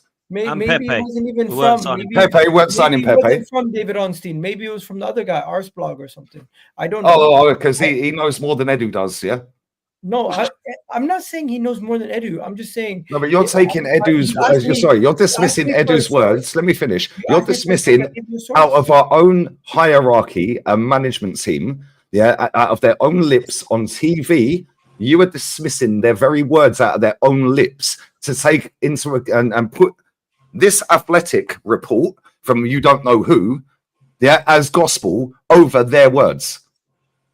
That makes sense, Egal. That was the reasoning in why Arsenal did not sign Isak in January of 2022. And when you ask me why, when you guys say Arteta did not sign a player and it clearly the board made the decision that he was not valued at the price, do you think Arteta's going to be like, yeah, we're in a top 4 race. I have Eddie Nketiah and Lacazette, but I'm not going to sign Isak because he's 15 million more than what the club deems valuable? You think it's Arteta's choice? That's what I'm trying to explain to you. That's not someone else, exactly. Guys, we just beat Real Madrid, and we're sitting here talking about Arteta's choices of striker in 2022. Wait, but you brought it up. You brought strikers up. Honestly, let's dead it. Let's dead it. I gotta go. I actually agree. Oh, it's rage quit again. No, I got another show, man. I'm not quitting, but hey, and I do think that's actually disingenuous because Lee, I'm one person who comes on these channels and always challenges you, and I don't quit. I just have other. That's why I like you, Egal. That's why I like you. But you got to stop listening to the Athletic. And you know something? Flowers I'm not going to change my opinion. And Lee, when we win the Champions League, you're going to be like me. You're going to say Super Mick Arteta. You're going to be singing, this is exactly what we need. And before you go, I totally agree. I won't be singing that stupid song. And when we start dominating England, every single one of you guys on this panel are going to be sitting here saying sorry. I hope we all are, Egal. Egal, before you go, Egal, let me say one thing, yeah? Right, let me say one thing. I'll let the lads say the thing, right? You see how happy you are, yeah? Because this is the best version of Arsenal you've ever seen in your life, and that ain't your fault. You can't help when you were born, right? This is the best version of Arsenal. Look how happy you are with the result against what you said is a shit Real Madrid team, by the way. Right? Hold on, let me finish. Yeah, let me finish. Right? Look how happy you are after them 2 games against Real Madrid, yeah? That is what we had watching the Invincibles, the 02 team, the 98 team, the 91 team, the 89 team. Yeah, that is what we had every single week when our team were walking out and we'd won the game in the fucking tunnel. Yeah, so I get why you're gassed.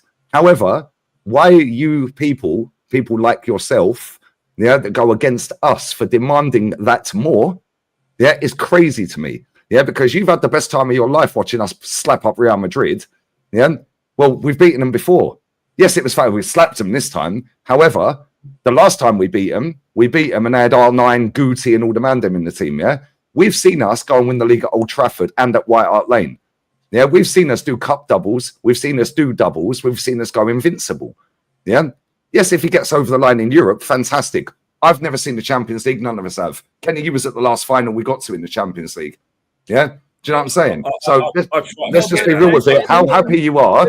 We want that every day, and we get cussed out for wanting that by people like yourself that have just had the best time of their life. We had it all the time.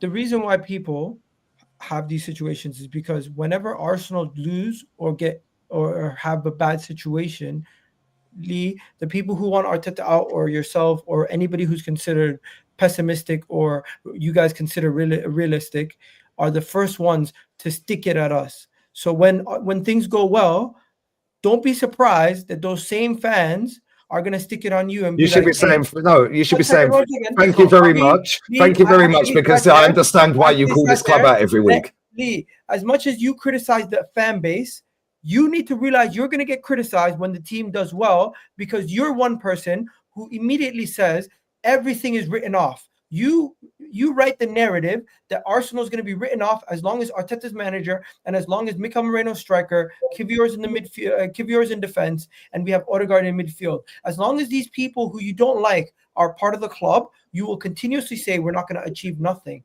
And that right there, that right there is one of the main reasons why whenever we do well and we win a game, don't be surprised that everybody you call mutants are going to come in hordes to come and attack you. Yeah, which is great. Fantastic. But guess what? Same way, when I made a combined 11, everyone and their dog mocked me for weeks and months. And then guess what? Saka is better than Rodri over 2 legs. Guess what? Declan Rice is better than Camavinga and Tchouaméni and all these Real Madrid midfielders over 2 legs. Guess what? Timber is better than Valverde as a fullback. Guess what? Miles Lewis-Skelly is better than all these other fullbacks that Real Madrid have. Guess what? Saliba showed that he is better than Rudiger over 2 legs. And you want to know something? Nobody is going to come back and give me credit for that. But you are going to get credited for making fun of the well done, Egal. Well done. The last 180 minutes. Well done, man. Standing ovation for Egal. But guess what, Lee? All the rivals are going to come, and they're going to come in hordes to give you credit when Arsenal do bad. No, because this is a perception that I get the ump with sometimes, yeah? Right? Not everyone that watches my channel is a rival, Egal. Yeah, look at the panel that's on here right now. I never said that. So hold on. There's a fucking lot of Arsenal fans that have had enough of this football club that watch my channel. Doesn't matter. Wait, let me finish. Doesn't matter whether rival. I don't dictate who watches my channel. Yeah. However, you missed my point. No, I haven't missed your point. I understand I get backlash because of the way I speak about this club. I understand that. I'm not stupid. If it pissed me off, I wouldn't work every day. Yeah, I wouldn't turn up every day. Win, lose, or draw, by the way. Yeah, we've lost 7 games all season, but apparently I'm the enemy of Arsenal. Yeah, because I profit off of wins. No. Losses, sorry. My bad. 1 second. You yourself have polar opposites in every fan base. There's people like Deluded Gunnar, who I would say is right in the middle. There's people like yourself who I would say are on one far angle. There's people like Dan, I would say, is in between Deluded and yourself.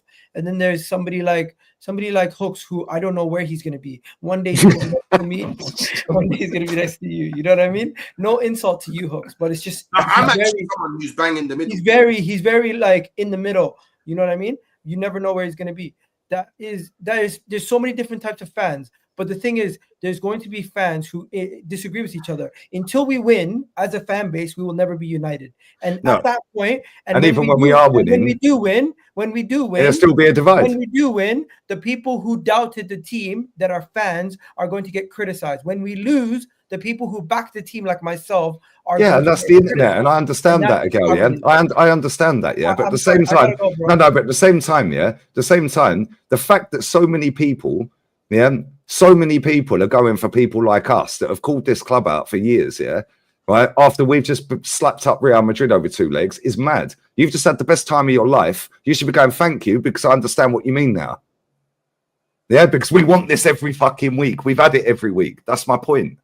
Yeah, so instead of getting against me, for saying, oh, you never believed, bro, you said that if we win a League Cup this season, if we win the League Cup and don't win the league, get rid of him. Your words. Yeah, you used to. I said, if he wins the League Cup, keep him. So who's the negative on it? You used to be an optimistic fan like me. No, I never. Something happened. No, I never. No, I never, bro. I never. Kenny, we was on protest to get the fucking manager out, bro. I seen videos of you back in the day criticizing people for getting onto Emery's back early in his career. I see. Yeah, because guess what? That was day 1 of Emery, first game. What are we doing here? Day 1 of Arteta, you want him sacked. Yeah, do you know why? Because like you said earlier, about 10, 15 minutes ago, you said that this manager hasn't got any experience when he came in. Your words, which is why I didn't want him. Unai Emery came in with a proven track record, second most successful manager in PSG history, has won 4 Europa Leagues, well, 3 at the time, in a row, with teams that had no right to win them, by the way, or Sevilla that had no right to win them. So he had a track record and was proven.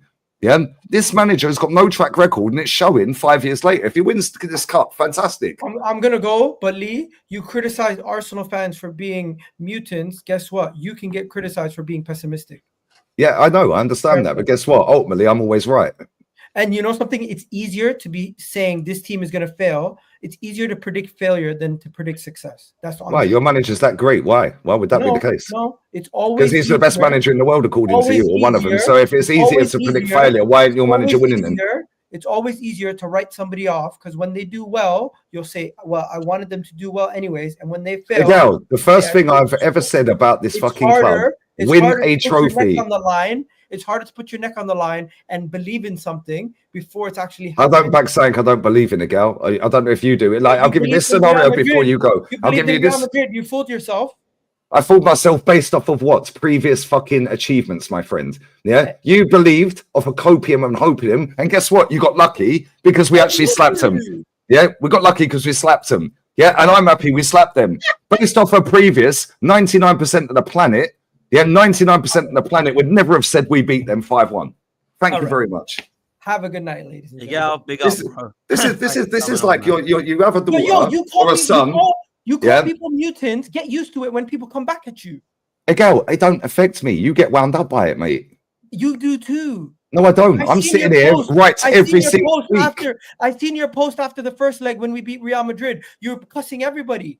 Lee, show me my post. Text me because you're going to go. Show me the post I put out after Madrid because I was gassed. Stop lying. People's comments. Stop lying.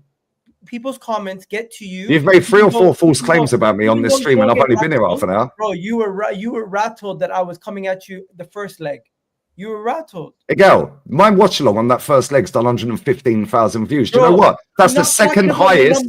That is the second or third highest watch along I've ever done, mate. So what we're doing here? Nobody's criticizing you as a YouTuber. I'm just saying, when people criticize your opinion, you do get. My opinion is on YouTube every single day, Egal. Yeah, the problem is people like yourself see 30-second little clips on TikTok that mutant. Bro, I watch your videos, and Twitter.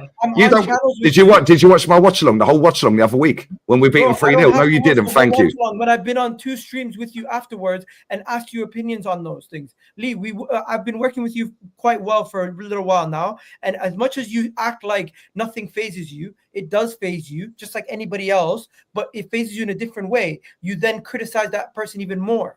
You double down, you triple down, and sometimes when a team does well, you got a round of applause from me because you gave the manager credit, you gave the team credit. I give the manager credit when he wins. You're not willing to do, what you're not willing to do is give the other side of the fan base, which you disagree with, credit for getting something right for once. Anyway, okay, guess what? Yeah, guess what? Guess what? I'm gonna have to go this time for real. This guy, bro. This guy.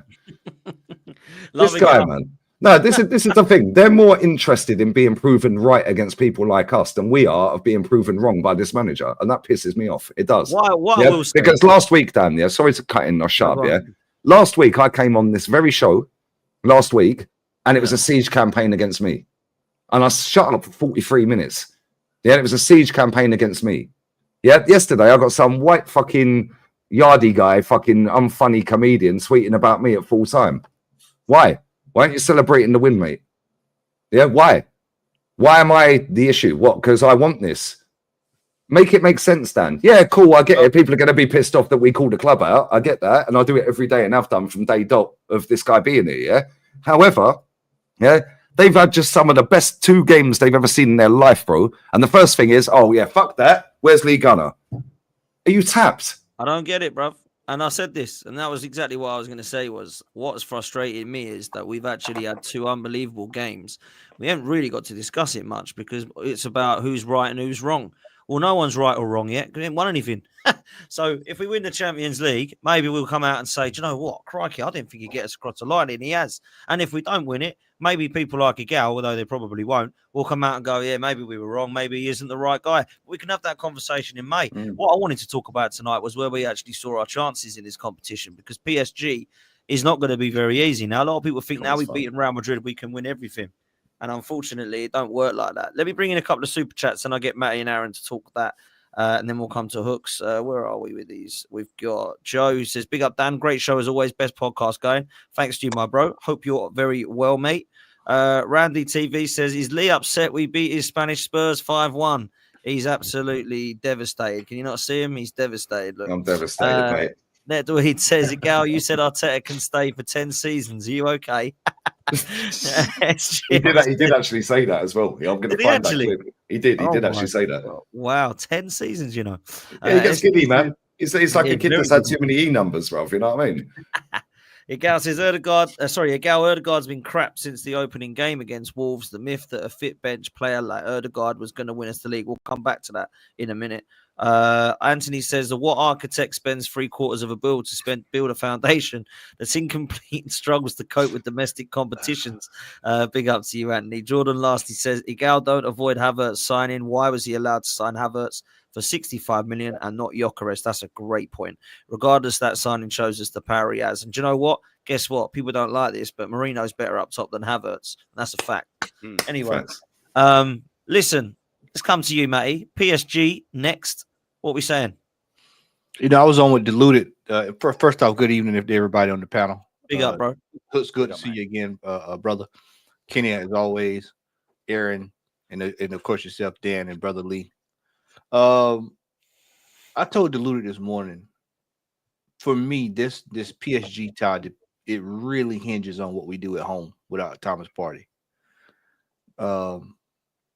I hate Egal left. I was going to be positive today. He missed it. I was going to say, I think that if we get be positive, man. It was pretty. I think that if we get past PSG at home, I think we can. there's a goal or two in this across, both ways. The teams are even. I don't think our fan base realize how even the teams are. It's just a matter of, can we reproduce even 75% of what we did against Real Madrid? And if we can get past the first game, I like our chances. Hell, I think if we get to the final, I actually feel pretty. I told DG, I feel pretty good if we get to the final, because then it's a one-off game. The key is that the semifinal is the hardest, will be the hardest tie in this tournament, because it's the getting over the line. We've had a historical issue under this manager and this football club the last few years of getting over the line. What I saw from the manager over these two legs is something that he normally doesn't do. He stuck with what was working. Yeah. He didn't change anything. He didn't try to play Thomas Partey at right back. He didn't try to move this person over here to do, he played with what was working. And then, as I told you last night, he played on the front foot. We played on the front foot. Now, there's no coincidence. 2 years ago, when we were 8 points clear, what were we doing? Playing where? On the front foot. It's no coincidence that Real Madrid, Big Bad Wolf, we're playing on the front foot. They're out of the tournament. We're moving on. So what's the correlation here? We need to start going forward. How is it that we can play, gentlemen, Real Madrid and slap them, and then turn around on Saturday, and then we play Brentford, and it's like, where's the consent? All we need to do is take what we do against teams like Real Madrid, because if we can play that way against Real Madrid, by God, we can play that way in the league. So this is where the breakdown is. So you take what we did against Real Madrid, you apply it to PSG. My major concern about PSG, I'm going to tell you what the major concern is. And it's going to be real simple. I need to know what Martin Odegaard is going to do, because PSG has one of the best ball recovery rates in the Champions League. They will pick the ball right off of you, and they have a quick boom, boom, boom. They're in and on goal. So he's going to have a much better performance than what we saw against Real Madrid and what we've seen the last month from him, because everybody else yesterday was pulling their weight, and he got away with a lot of stuff yesterday that I don't think he's going to be able to get away with against PSG, because they move just a little bit more quick, and they're midfield. I'm telling you, man, that Doué and that brother that's on the wing with the Captain, him. Yeah, unbelievable. And you got Hakimi. There's he's like a Energizer bunny. He just keeps going and keeps Nuno going. Mendes as well. The other side. Mendes, you got a lot of dangerous players there, and we don't have the luxury of get. You get the ball, you spin around, you go to the left, you pass it backwards, you pass it here, you pass it there, you look around, you're second guessing your shot. You don't have that luxury against PSG. This is for all the marbles. This tie is career making or breaking for some of these players, because I told DG this morning, I said, what we're seeing now with Arsenal, where we are, this Real Madrid tie, Champions League, and where we are, even in this season, even in the league season, we're seeing players that separate themselves from other players. There are some players here that people are looking at and they're going, okay, well, Declan Rice is showing us what he's about. Skelly's showing us what he's about. Martinelli's woken up here. He's trying to find his form. You look over at Saka, well, we know what he's about. And then you look over at people like Timber, Saliba, and then you go to Odegaard. And it's like, okay, brother, you've been in this team long enough. It's time for you to either put up or be shipped out. And the next 3 games, gentlemen, in this Champions League, let's say we get past it. Let's play hypothetical. Let's say we get past PSG. Then we got to get to that final.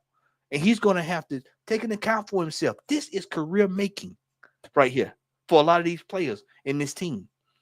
And I think last night, people like Declan Rice stamped this, put a stamp down on, okay, yeah, I'm here. I'm here. Yesterday for me, yesterday in last week was Declan Rice's coming out game for Arsenal. You know, every play you look at a player and you see, okay, well, he's arrived. That was his arrival. These past 2 games, because that's for me personally. This is me personally. That's the best I've seen him play. Facts. That's the best I've seen Declan Rice play in an Arsenal shirt. That's the Declan Rice that won West Ham the European trophy. That's the Declan Rice that we've been asking for all year, and it's becoming consistent. It was unreal. Yeah, I mean, that was a captain's performance.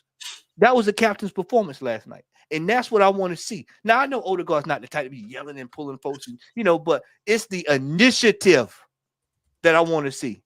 The initiative. You take the ball, you're standing there for the penalty kick.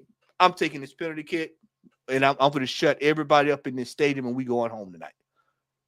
There has to be he has to grow in confidence against PSG and moving forward with whoever we play, whether it's Bayern or Inter, for us to do something, because we're going to need all hands on deck. We're going to need all hands on deck, gentlemen. Big up, my bro. But other than that, man, I feel I feel relatively confident in the PSG draw, but I'm cautiously optimistic because I know they're a very good team. They're not the same team we played. People to forget, Dan Panel, we played PSG match day 2 in the Champions League. Match day 2. That was 6 months ago.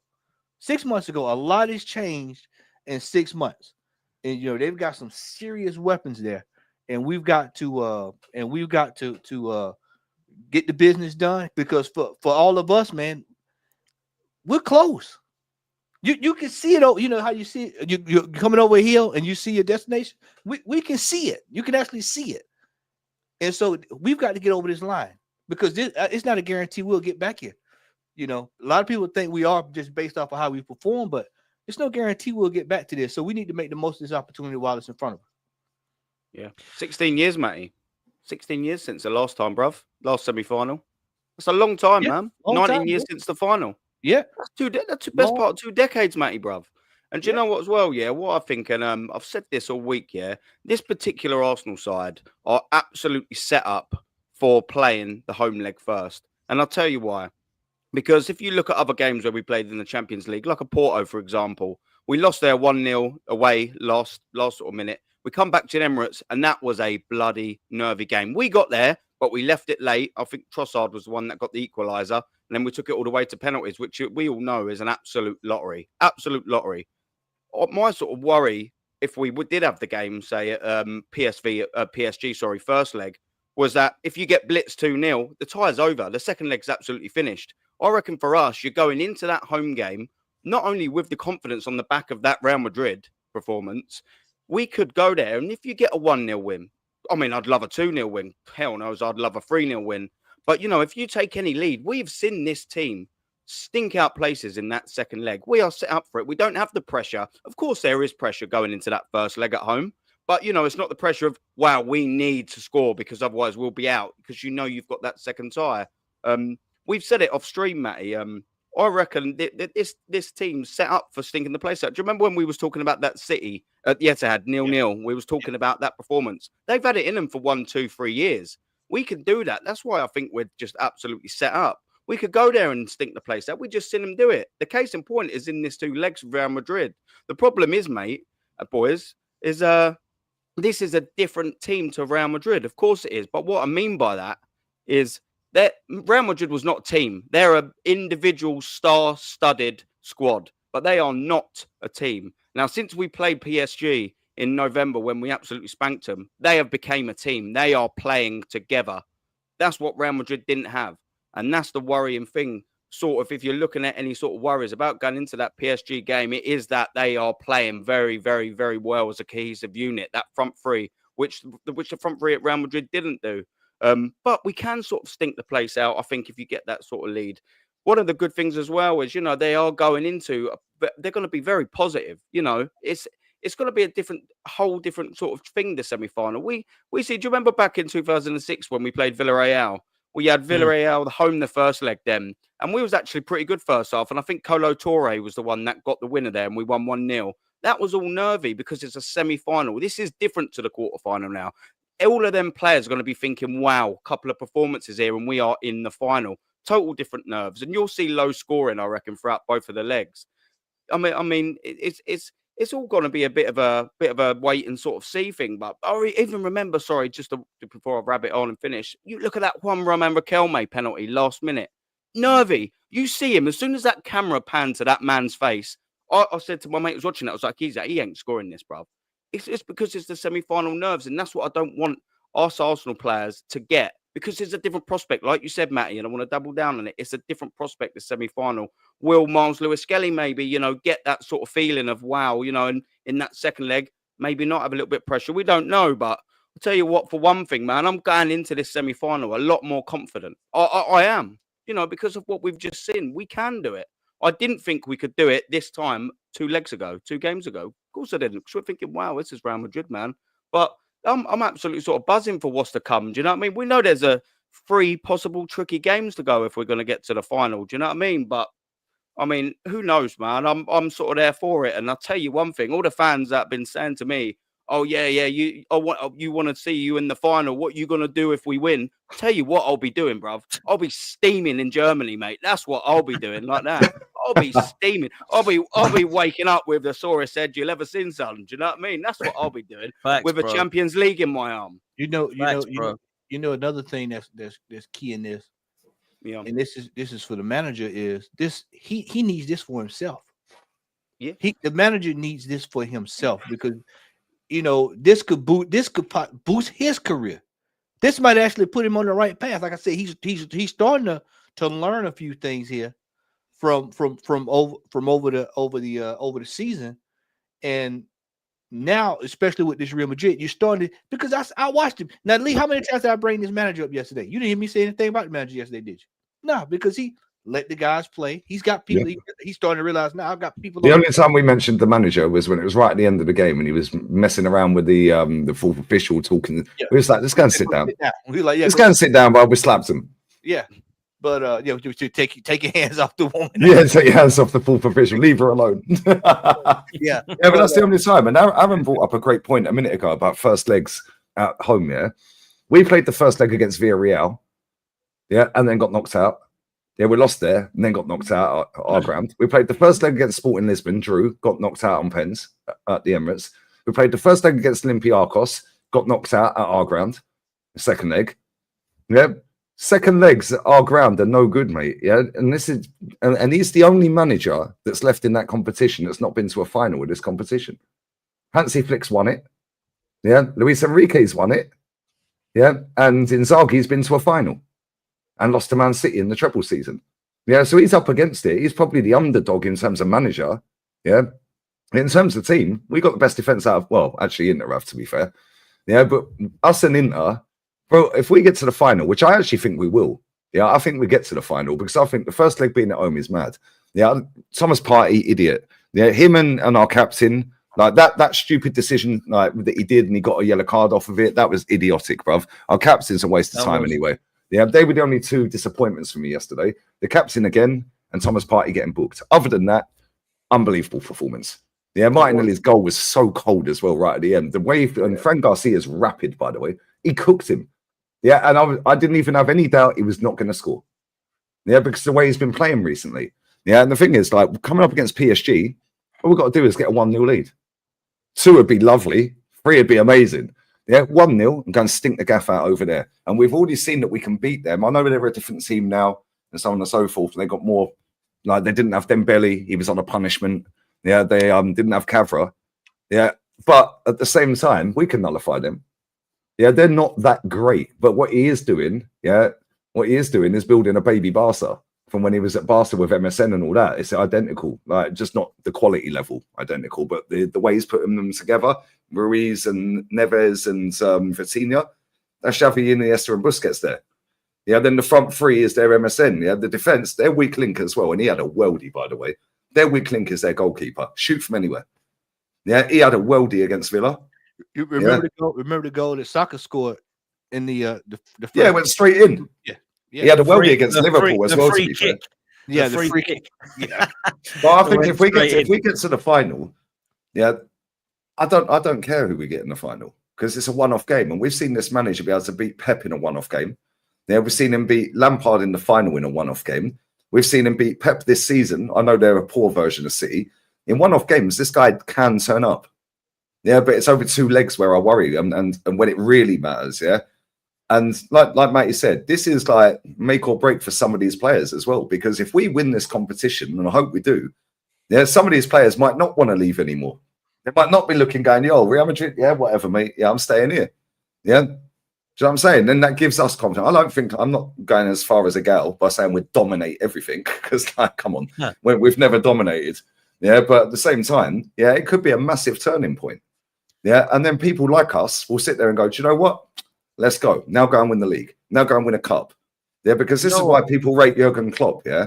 Jurgen Klopp took every cup competition seriously. This guy looks like he can only fight on one front. Yeah, Jurgen fought on every front. Well, he might be going to Real Madrid from what we're hearing. So we'll see. I'll see anyway, that. See that. I was like, wow, imagine that. Listen, I'll come to you, Sard. Big up to you, bro. Hope you're well. Thanks for jumping on, man. And look, you wanted to jump on. You said talk PSG.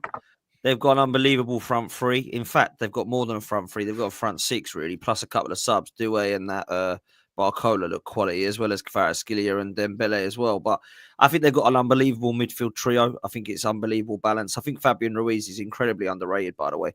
João Neves is a very good signing, and I think that Kvaratskhelia is unreal. But Vitinha, oh, dear me. He is a very good player, mate. And I keep saying it, how we walked out of Porto with Vieira and not him is massive L for Arsenal. But look, man, there's a chance for us across 2 legs to go through. I actually agree with what Aaron and Lee have said. I think the home leg might actually be an advantage. When you give those examples, I didn't even think about it. It's always been play them away first, and then you got the advantage at home. Well, it's never worked for us. But against Real Madrid, I was actually really impressed with Mikel Arteta, bro. You know, Egal was kind of having a go and saying we're not giving him enough credit. But actually, I've been spending most of the day praising him, if I'm honest with you, because I thought he did everything spot on. The balance was right. The tactics were right. The team selection, of course, was right. I think he's actually come out really, really well here, because you've beaten Real Madrid across 2 legs with Gabriel out, with Mourinho as a striker. But no one wants to hear the positive stuff, so I say. Whenever I say stuff like that, they clip up, oh, well, you never believed. You don't deserve to celebrate a win. All this crap I get messaged. What is going on here, man? Anyway, PSG, what are you telling me, son? Listen, I don't care about all of that. Listen, I am called a very positive fan. Do you know what I mean? I mentioned one time that I might want to get rid of the manager, and all of a sudden, I'm being called Sard Gunner. All of a sudden, I don't know what was going on. Listen, bro, listen. I'll be real. I don't know about you guys. I get the feeling of, do you know when he first came in and we won the FA Cup? I get that feeling about this competition. It feels like he's just gaining confidence in the manager I'm talking about is gaining confidence, and the team is just gaining more and more confidence the more they go deeper into this competition. When it comes to PSG, like obviously we beat them. I think the midfield battle, the only thing that's worrying me is like Fabian Ruiz, because I think before when we played them in that game, they had Zaire Emery in the midfield. But apart from that, they had Vitinha and then they had João Neves, but we ran circles around them in that game. And it was a very comfortable game for us. Yes, it was at home. Yes, we had a lot of players back then. We had Gabriel Saliba. Do you know what I mean? We had our defense sorted. But I think for me, the main thing that I take from the last game, or the last 2 games, is firstly the performance at home was brilliant. Yeah, scored 3 goals. I don't care what people want to say about, it's free kicks at piece. Bro, those free kicks were some of the best free kicks I've ever seen in all my time watching football. It's over 20 years of watching football. So those are the best free kicks that I've ever seen personally. But the second game was massive for me, because that's something that we always get labeled with. A team that can't handle pressure. The pressure leading up to that game, everybody's speaking. The players all said after this game that they've been seeing stuff, remontada, this and that. Real Madrid are massive, so when they talk, when players are putting stuff up, it's all over the net.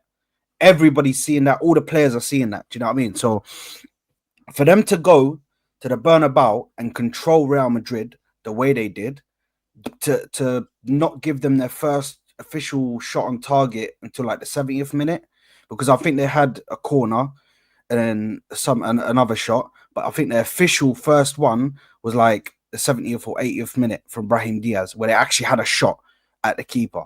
For us to do that is just nuts. So I have a feeling that these guys are getting real serious. Real serious at the moment. And with PSG, I look at all these other teams, yeah, and the second legs of each of the games showed me something.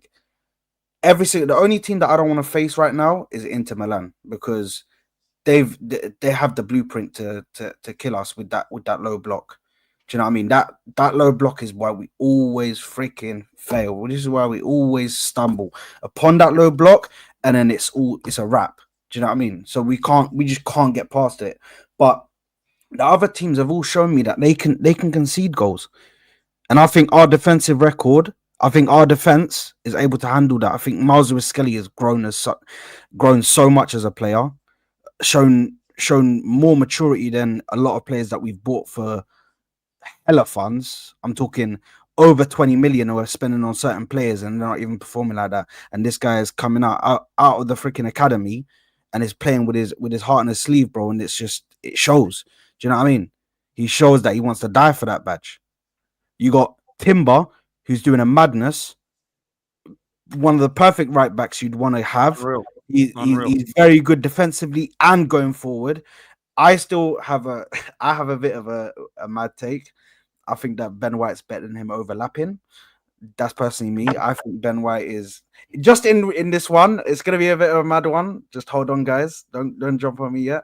Mm-hmm. I think that Ben White is maybe top 2 in the world for that overlap. Just that one attribute of overlapping, top 2. But it's okay, Lee. Don't worry, man. Don't worry. It's so good. It's so good. Let me be shameless, man. Just let me be shameless for a little bit. But listen, I think during Timber, Saliba, Kivior, who showed massive strengths, man. This guy, I was shitting myself when we were going into that game because I've seen Bakayoko do things to this guy that you don't want to see the defender get done. You don't want to see get done to a defender. I've seen Serginho Dest as well in that same game. Freaking nuts the guy and they go past him. Raul Jimenez. This guy has been, but they've actually shown up. Now, in this game, I think the key points for us is going through Saka, making sure, because Nuno Mendes last time couldn't handle him. He was constantly causing a problem for him. And also Martinelli, in the form that he's in right now, he has to start every single game in the Champions League because he is built. He's like on fire right now. I don't know if anybody's ever played NBA 2K, but when your player's on fire, he's got a little fire next to him, bro. This is the Martinelli that we were seeing in that first season where we challenged, when the second half of the season where he practically carried us because nobody else was doing anything. That is the Martinelli that we're seeing right now. He's taking on his man. He's going for shots. He's scoring goals, scoring at the Bernabeu. Do you know what I mean? So I think we've got a pretty good chance. And especially with the thing is with PSG, they've shown that they can concede goals. They've shown that they can drop their heads. They've shown that they have a bit of that bottle job mentality there. It creeps in. Yes, Luis Enrique is an amazing manager, but for me, they've shown that they have cracks in that team. And I think we have the capabilities to get through that. I think Mikel Mourinho is playing very well at the moment, able to link up the play and able to put passes on a plate, put the ball on a plate for certain players. We've seen what he did with Saka, and we saw what he did with Martinelli as well. So, listen, for me, I'm confident going into this game. I'll be real. I'm confident going into this game, and depending on who we're facing in the final, I don't know how confident I'll be, bro. If we come up against Barcelona, I'd prefer that than Inter Milan, just because of. We don't even need to win any of the games. Just draw 0-0 home and away, win on penalties, and then get to the final and win on penalties. Yeah, it's mad. Kenny, are you going to be going? Are you going to go if we get to the final, Kenny? Mute, Ken. I discussed with a mate of mine, good mate of mine. He does stuff with TV companies. He said he says he reckons there's a spare hotel room if I want it. Really. But what I will say is that, you know, Paris really hurt. I didn't realise how badly hurt I was until I got home after a long journey, you know, boat and coach. You know, I thought, you know what, I knew even then that it was our best opportunity gone down the window. I never thought I'd see this again. So got a chance, but I'm not. The thing of this team, in the last 3 years, just when you thought, right, finally we're going to nail down a trophy. Last season, finally we're going to win the league. And then Aston Villa came and ruined it all. And then the season before, finally we're going to, you know, win the league. And then those draws. And then, you know, the Southampton game will draw again. Again, that kind of, you know, ruining it. And this season, when I think we finally can do something in the Champions League, I don't want to sort of get to that level and think, you know what, we're going to do it. And then something else happens. So I just say one game at a time. A very exciting game. I know what we can do. I know what PSG can do. But one thing I will say about this team is that don't ever go behind against us, because it's going to be the most frustrating experience of your life. It's going to be the worst experience of your life, to the extent that everything you want to do will just block. You want to put crosses in, we're going to head them away. If you want to overload on us, yeah, well, good luck trying that. If you want to play through the middle, well, yeah, good luck trying that. So really and truly, it's going to be us losing. However, if PSG go in front, then we'll have to wait and see. But one thing is, I'm not Luis Enrique. I think he's a great player and a great coach, but he'd be an absolute fool if he doesn't consider playing the low block. That Inter Milan would definitely play against us. So if he doesn't play the low block and he doesn't put those chances away, bad move. Ken, do you reckon if we draw the home leg, do you reckon we'll come out up here in Paris and try and attack them, or do you reckon we will try and stink it out? No, Arteta hasn't got over what happened 2 years ago in the league, where we were playing expansive football. Because simple reason is that we were getting done on the counter attack on a regular basis, and teams were attacking Ben White and pressing Partey. This time, he's not having that. If any team perfects the low block and mid block, it's Arsenal. We're the grand masters of that. The only team that I think as good as us as that is Internazionale.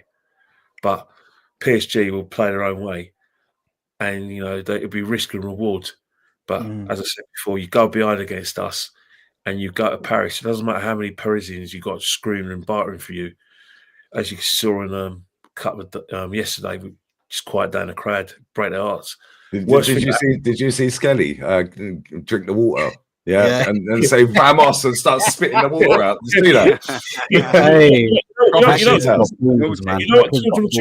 you know where I think Madrid their belief went perversely is when the referee gave the penalty and he went to VAR. The minute it got overturned, the overturned one. You can see their faces. They gave up. Nah, that's it. Hey, they've had a writing off the Real Madrid lot. Yeah. They're even outside fighting with each other, man. This guy is a fraud, an absolute fraud. ¿Por qué? Why? Sí, yo soy de España. Yo soy de Tenerife. Puta mierda. Sí, y mi equipo es Madrid también. Okay, brother, I'm gonna start fighting people around here because they don't. This is what I'm talking about. This is exactly what I'm talking about. Exactly what I'm talking about. With Real Madrid fans, they don't understand what is the purpose of being a Real Madrid fan. I've been a Real Madrid fan for 30 años. 30 años. Last year, I win the Champions League. Last year. And now, ahora nada. Copa del Rey, nada. Arsenal. All the years, not win the Champions. Nadie. Last year. Este año nadie. Memory. And this. Arsenal. See, memories. They're talking about memories. This is what I'm talking about. Arsenal win. Talk about. This is what I'm talking about. Did y'all see the horse get out of there? That's what I was cracking up when I watched the back cam there. I was pissing myself at the horses. The horse said, let me get the hell out of here, man. Oh, Dave. The funniest thing is the horse was white as well, and they play him white. Man, he was. I was crying. He was. So I haven't spoke to him yet, but I spoke to him last night. Well, early this morning actually. Yeah, but hopefully he's not in jail. Hopefully he's all right, because he looked like he was about to do a murder charge. Mate, I don't know why it makes me laugh with a horse. But it makes me laugh that he's sitting there in a suit as well. That's what's so funny. He's ranting in his suit. He came for their funeral, mate. Oh, man. Yeah. No, do you know what's crazy? Yeah. Do you know what's mad? Yeah. Right. There is a lot of Madrid fans that do have this memories crowd, but that's the same in every fan base. Yeah. That fan base though is elite, bruv. Yeah. Ancelotti will not be their manager next season.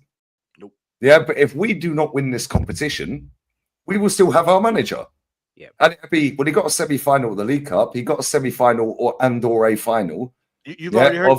You've already heard it, Lee. They've already started. Well, he's got us to a quarterfinal, and now he's past that, and so now he's winning the semifinal. But this is progress. We're moving forward. You know? Because this is the best version of the club they've seen, and I understand that. Yeah, people like Egal and like younger guys. Yeah, I get that. Yeah, but like, bro, we've actually seen us be in a semi-final before. We've seen us be in a final before. Kenny was there, right? We've seen us win the league. We've seen us do this before. Yeah, so this isn't new to us. Yeah, but to these guys, it is. And I get that. Because you can't help when you're born, innit? Yeah, I understand that, yeah. But it's like the total disregard of our past, winds me up. Yeah, and it proper winds Jezza up and a lot of us as well, yeah. It does wind us up because we've actually seen us dominate, yeah. Man United when they had Fergie.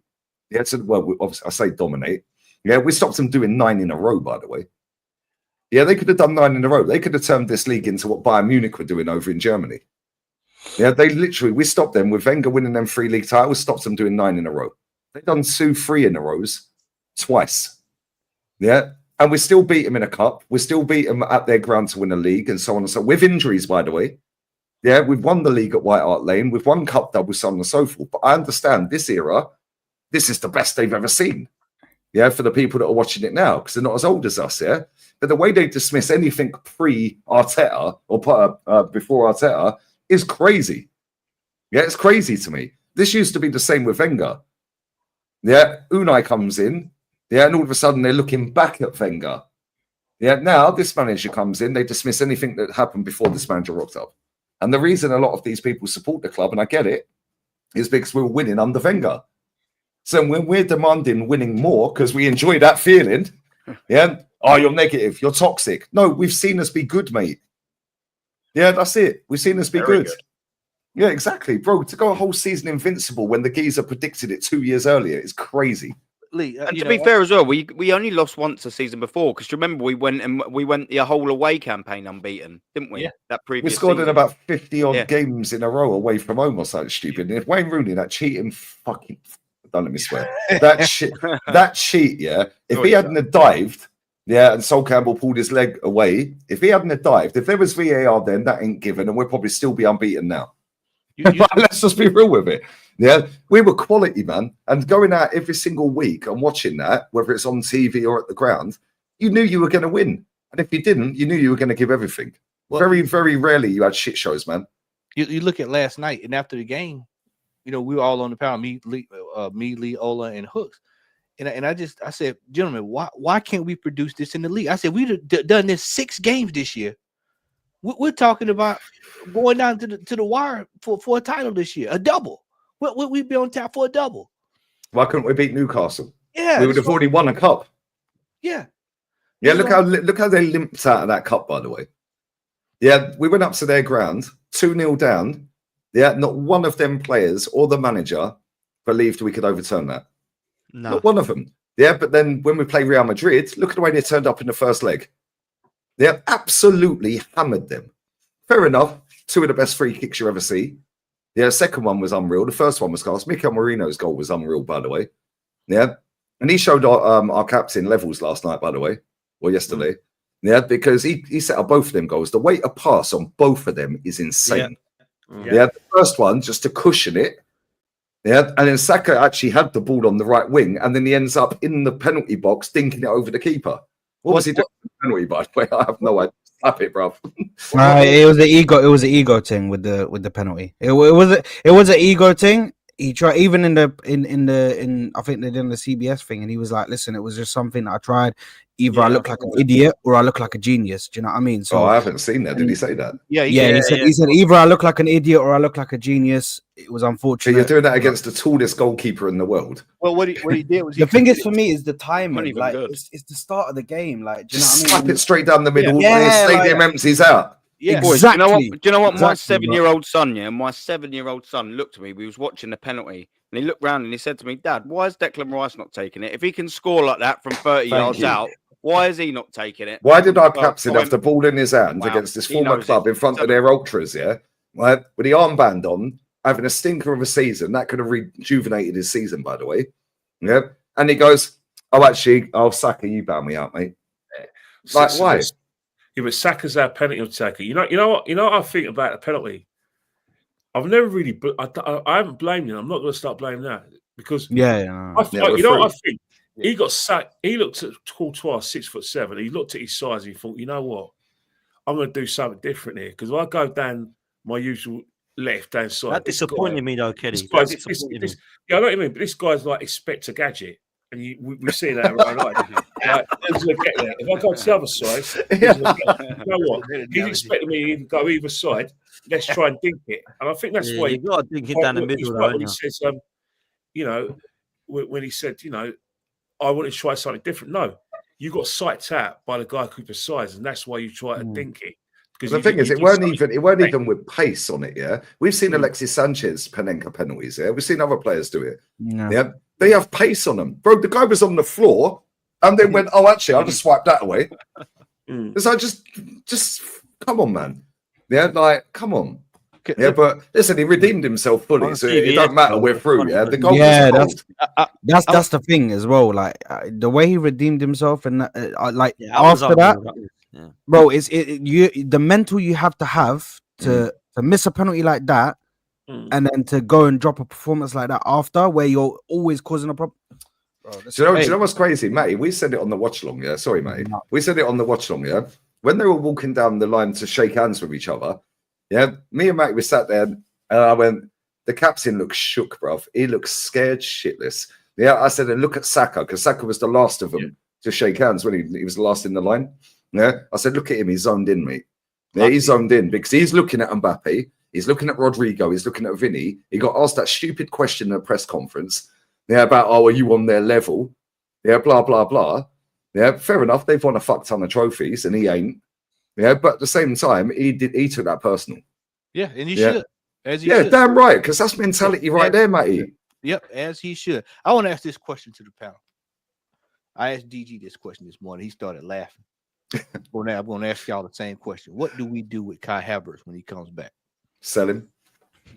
No, that's what I would do, but he won't. He'll play him and he'll try and use him as a squad player. He's right next season. He's out for the rest of the season. What I don't want him to do is play him. He's out for the rest of the season, isn't he? Yeah. So it's kind of next season. He'll be back in the summer for the window. I think Arteta will still, I think Arteta will restore him up top. If he's fully fit, because he's still Arteta's hopefully he's just a backup 9. I don't want him going into midfield again, man. Trust me. Yeah. You know what, guys? Be prepared. Be prepared for Mick Arteta to, like I said, go for a Sesko, not go for the striker that you want. He ain't going to buy anyone, can he, up front?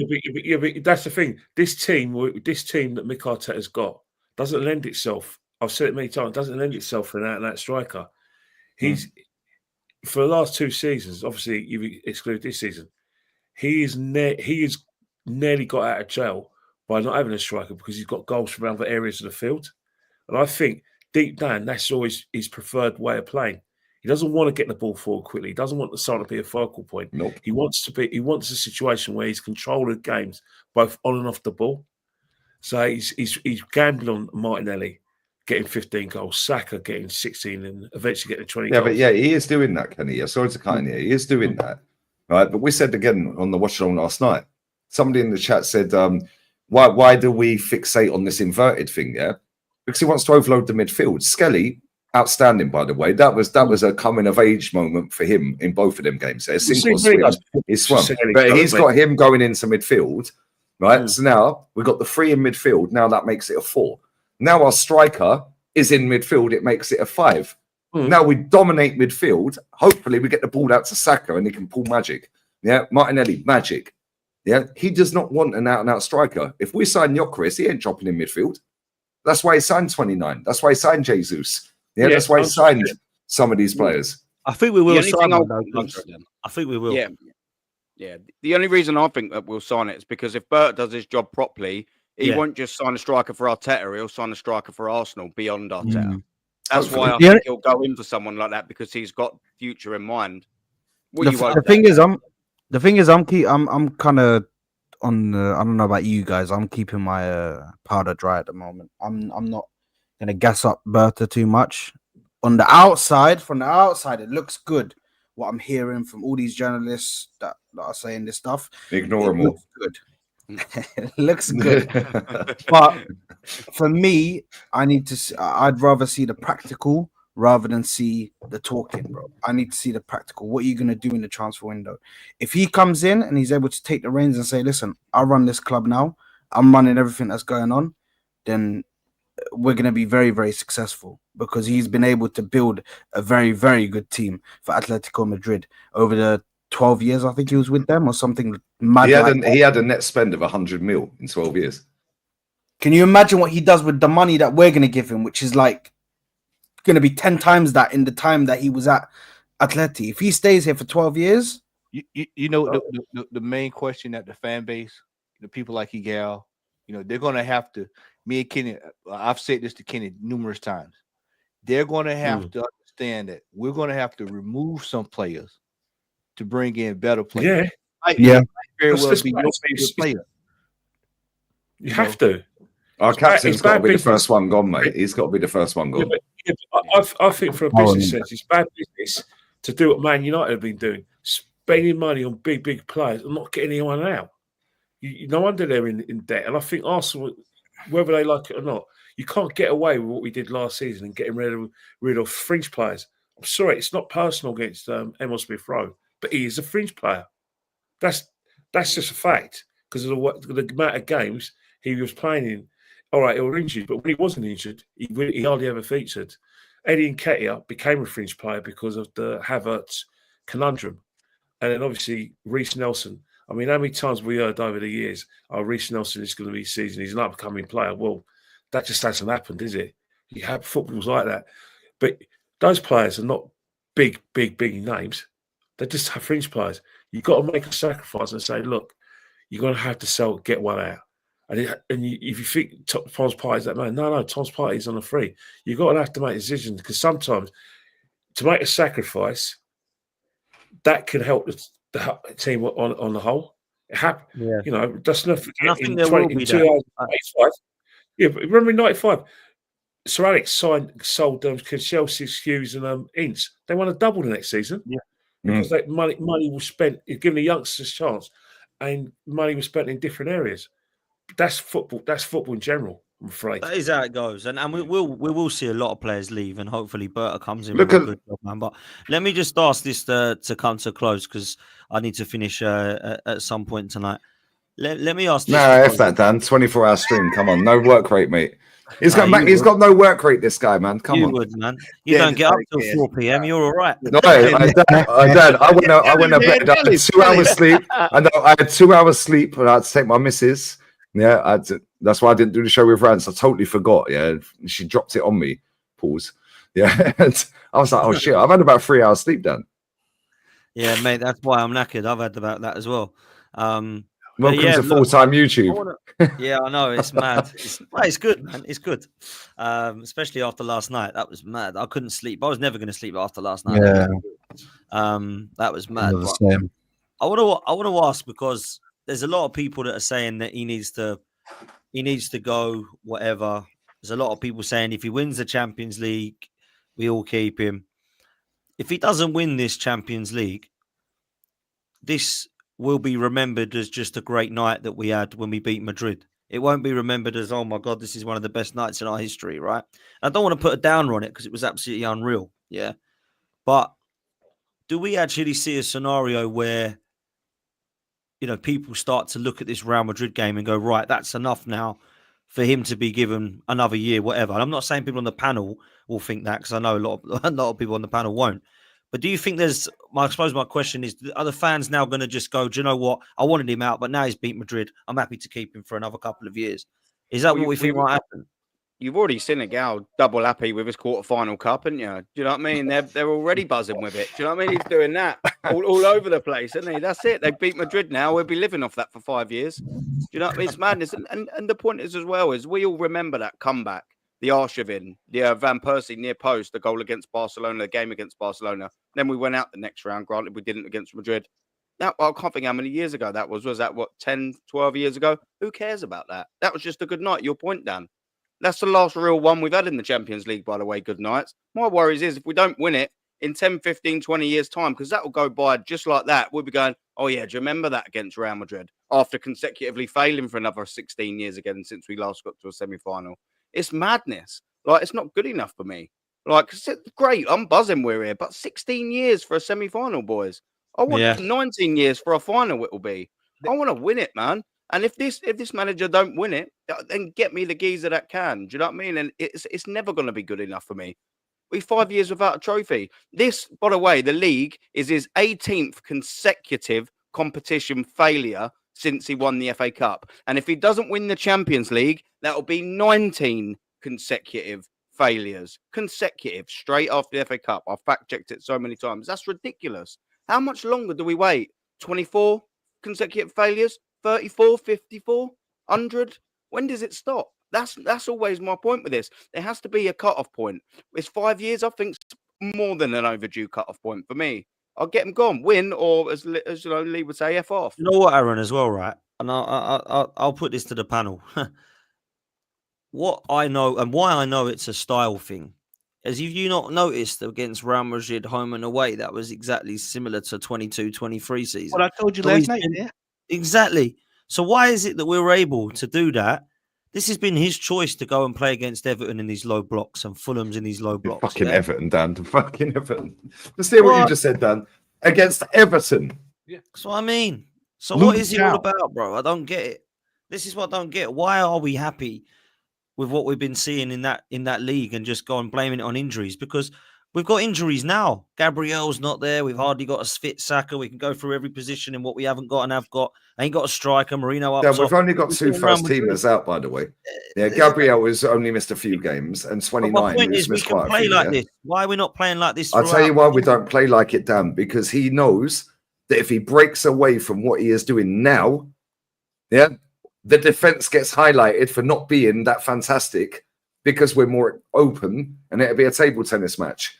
Yeah, so the way we play, the way we slow things down, our captain again last night. By the way, the website has absolutely shafted that captain, Arsenal.com. Yeah, mate, we shared that. He's mudded, boy. Yeah, he's absolutely finished, mate. Yeah, he passes the ball to the left, yeah, more times than anywhere. 38% of the time. Yeah, to the left. When he had that breakaway yesterday, what was the first thing he did? Looked to the left and passed it to the left and gave it away.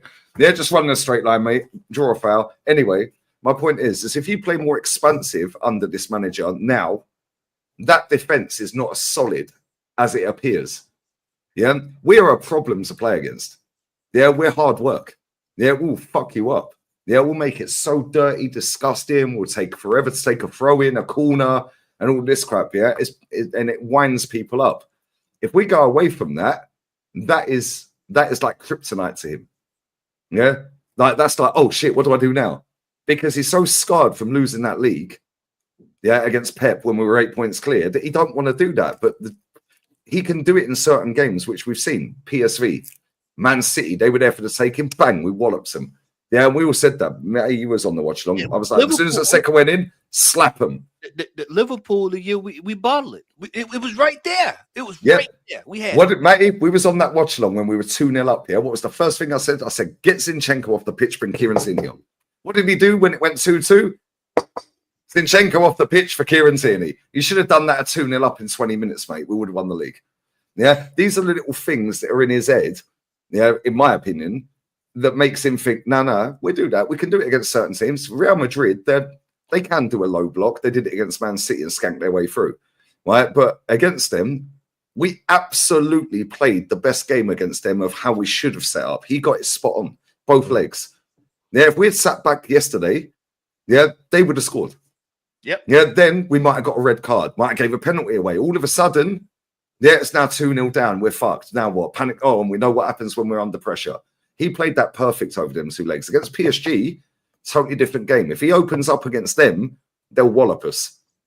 Yeah, because they're quick on the transition, yeah? He's going to play a mid to low block and do exactly what he's done in certain games in the Premier this season. Yes. And this is where I see him slightly adapting to the teams he's playing. However, you have to win something, bro. Just win it. If he wins it, I fucking hell. But Dan, I've been doing this 6 years on YouTube, man. Please just win it. I'm going bald, bro. I'm tired. Yeah, I need him to win it, man. I need him to win it, man. Big time. But listen, it's going to be tough. We know it is. And whoever we get, Inter Milan, Barcelona, if we do get past PSG, it's going to be a horrible final. But the worst final would be Arsenal Inter Milan. That would be worse than Juve AC Milan back in the day. Remember? I don't want to watch that, man. 1-0 against I don't care if we win it. Who gives a fuck? That's got 0-0 or 1-1, and then straight to penalties, all the way to penalties, man. Yeah. And that Juve AC Milan game can still be going now. Nobody's scoring. I swear that was the shittest final ever. Guys. One of the guys, the guy I work with, and we're co-managers at London Borough of Islington. He says to me, Kenny, am I the only person in the world that thought that was a very good game of football? I said, I know why. I said, yeah, it was a great game tactically, but in terms of like the game with the panache, it was two teams that didn't want to lose, and it's a coach's dream. But I entertainment wise, no. Yeah, the best final would be PSG Barca. Yeah, for the neutral, 100%. That'd be unbelievable. Yeah, but you know one. I bet you. I bet my house on the fact that when you get to the final, even though you play football with panache, the mental thing you're going to say, you know what? I didn't come here to retain. I came to get the cup with the big ears. Trust me, that would be a boring final because one of those teams is going to play it tactically and think, you know what? Winning football panache doesn't win me trophies. Cold, dead hard facts. Yeah, but this is the thing, Kenny. Yeah, this is why when people say like Real Madrid, like they're shit. They're not shit, bro. They just understand. Same with Inter Milan. Yeah, Inter Milan are on for a treble, by the way.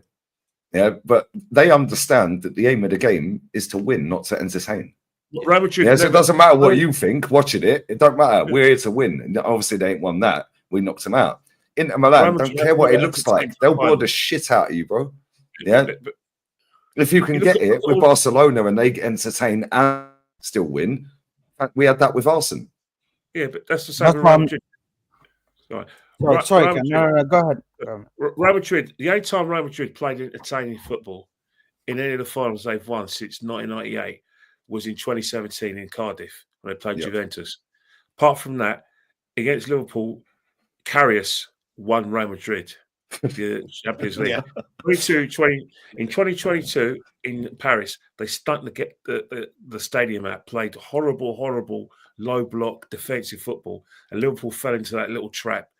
Well, Trent Alexander fell in that trap because he left Vinicius Junior free. And then at Wembley last season, Dortmund did all the entertaining, but Real Madrid won that trophy. And this is the thing with a final, yeah. Like when you're going clean through, yeah, like Bukayo Saka yesterday. Now you're thinking in the back of your head, even though you're in the moment, you're zoned in and tuned in, yeah. Shit, Champions League final. Different pressure, bro. And this is why when people want to talk about stats, they want to talk about this and that, about play, bro, XG and all this crap.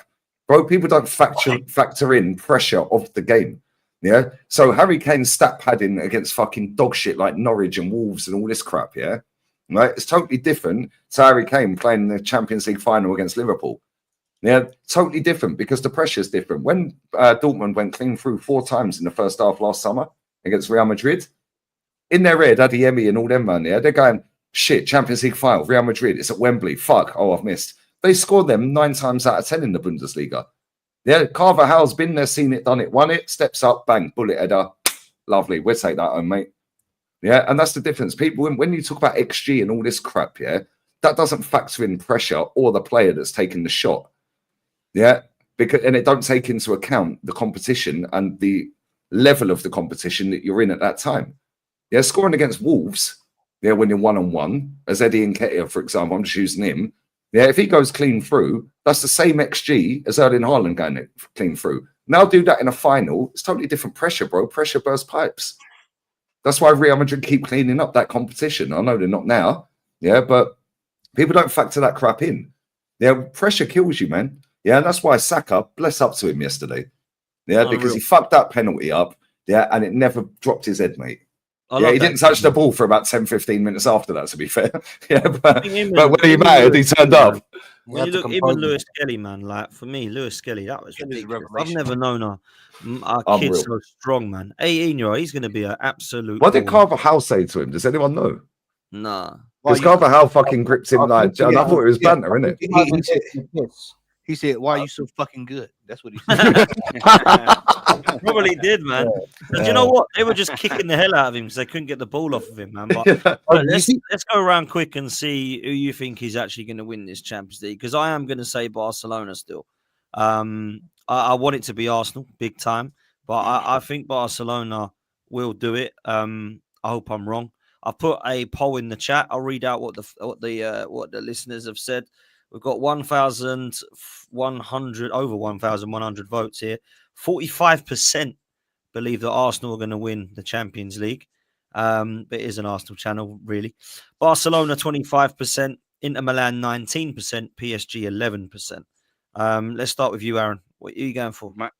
I do think that someone on the other side of the draw will win it. Sadly, I don't know. I'm on the fence with Barcelona, Inter Milan. I know I definitely wouldn't want to play Inter Milan in the final if we got there, because they do everything we do but better. I'm going to go for Inter Milan. That's been my gut all season, and I'm going to stick by it because how are they playing? Yeah, I'll stick with that. Inter Milan and win it. Inter Milan, Kenny. Yeah. Unfortunately, panache and attractive football won't win this tournament. It's going to be the big game mentality and think, you know what, I want to have a party, but I'm going to have to just win the league. So I think Inter Milan are the hot favourites on the basis that they played the most productive required football for this competition. So yeah, Inter Milan are my favourites. Gunnar? I said Inter from the start. I'm sticking with Inter.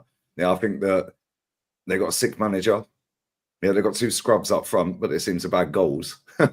Yeah, and they're very good defensively. And they can absolutely bore the shit out of you, bro. Yeah, and listen, hope I'm wrong. Hopefully we win it, but I think they find a way to win that. Yeah, and he's been there before and lost. So he's going to want to redeem that. Okay, fair enough. Matty?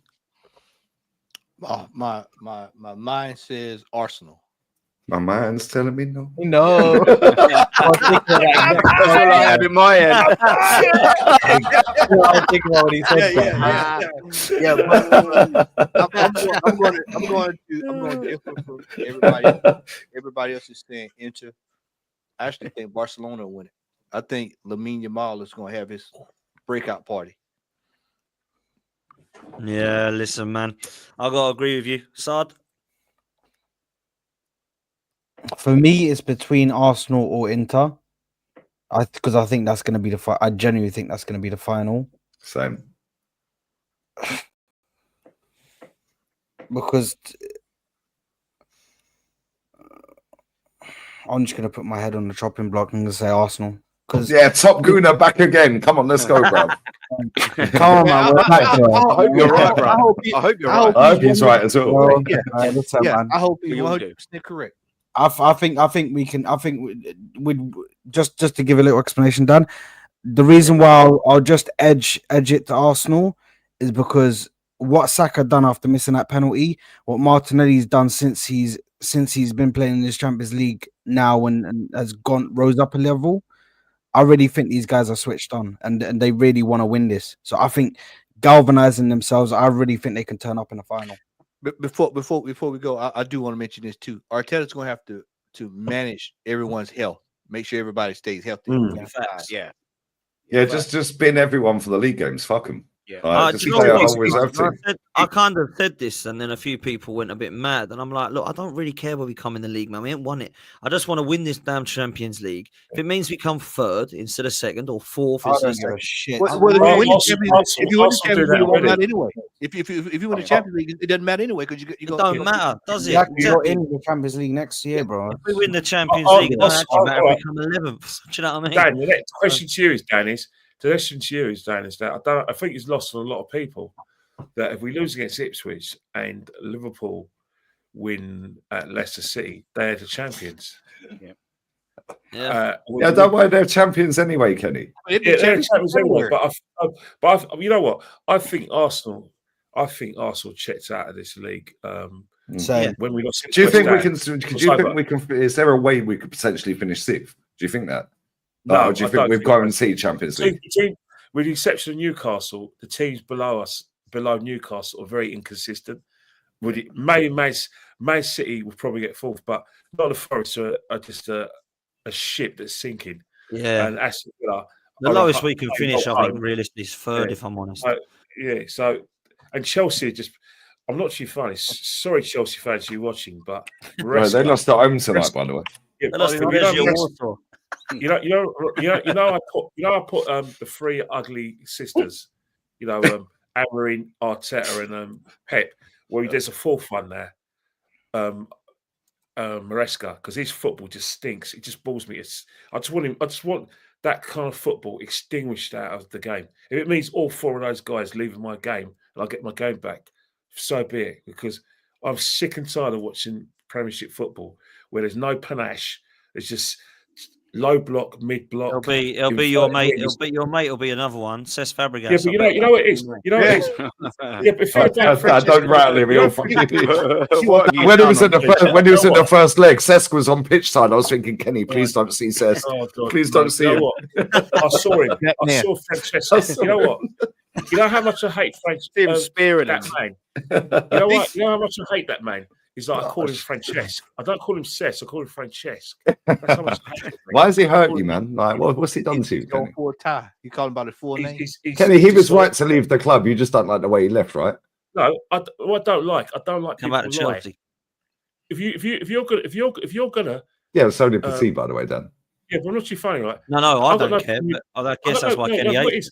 This is my explanation. I've got no problem with you going to Chelsea. Do it if you must, but don't lie and say we had fourth option when Mourinho went to Barcelona when you were still a Barcelona player and tapped you up. Stop lying. If you could tell the truth, you mean Madrid? Mourinho, Madrid. But Mourinho tapped you up. Just stop lying and blaming Arsenal Football Club. If you stop doing that, I'll stop hating on you. Yeah, but Wenger's not once come out, as far as I'm aware, and said that, like, because when we went in for Sanchez, Alexis, right, Cesc apparently said, and I've heard him, I thought he was coming in for me, but he weren't, and Wenger told me it was Alexis. I've never once heard Wenger dismiss that. Maybe he has. Wenger is like a mother lion. He'll protect his little cubs. You know what? They do anything for him. I mean, seriously, for Arsene Wenger, you think about all the players that have been disloyal to the club, where they force moves whilst they're playing for a club. Overmars forced a move. Kleb, another thief. Another thief. Another one who's tapped up. In the 2008 season, he was tapped up by Barcelona. Another one disloyal. Yeah, but Kenny, at that point, we weren't winning nothing, so I hear it. Yeah, I hear what you're saying, but what I don't understand, if you want to leave this football club, that's fine. It's your entitlement, but do it the right way.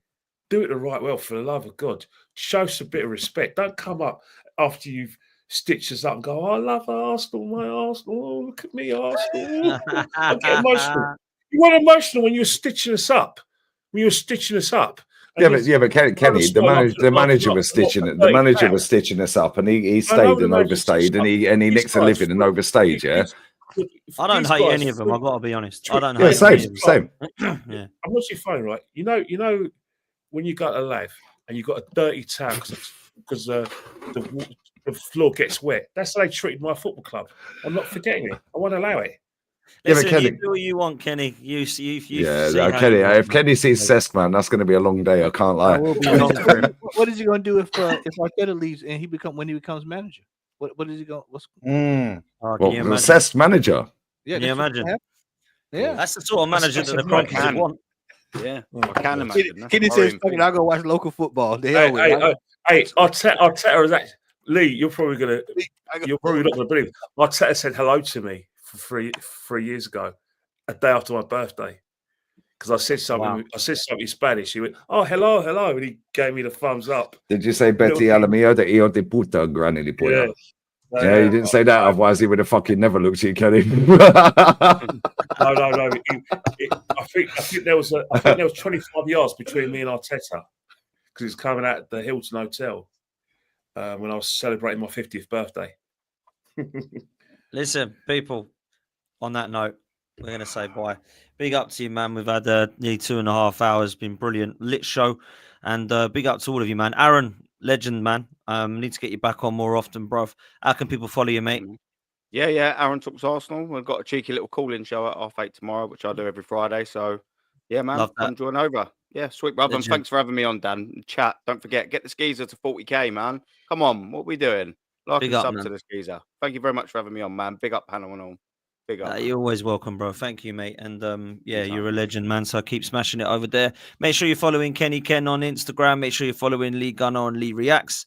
Make sure you're following Matty at Southern Gooner. Make sure you're following Sard on Sard's Football Corner. We're going to be heading over to Egal, who's live at the moment. So go and show him some love. What should we spam, Lee, over there? What should we spam his chat with? How many people are watching, Dan? We got just over 900 still. What should we spam his chat?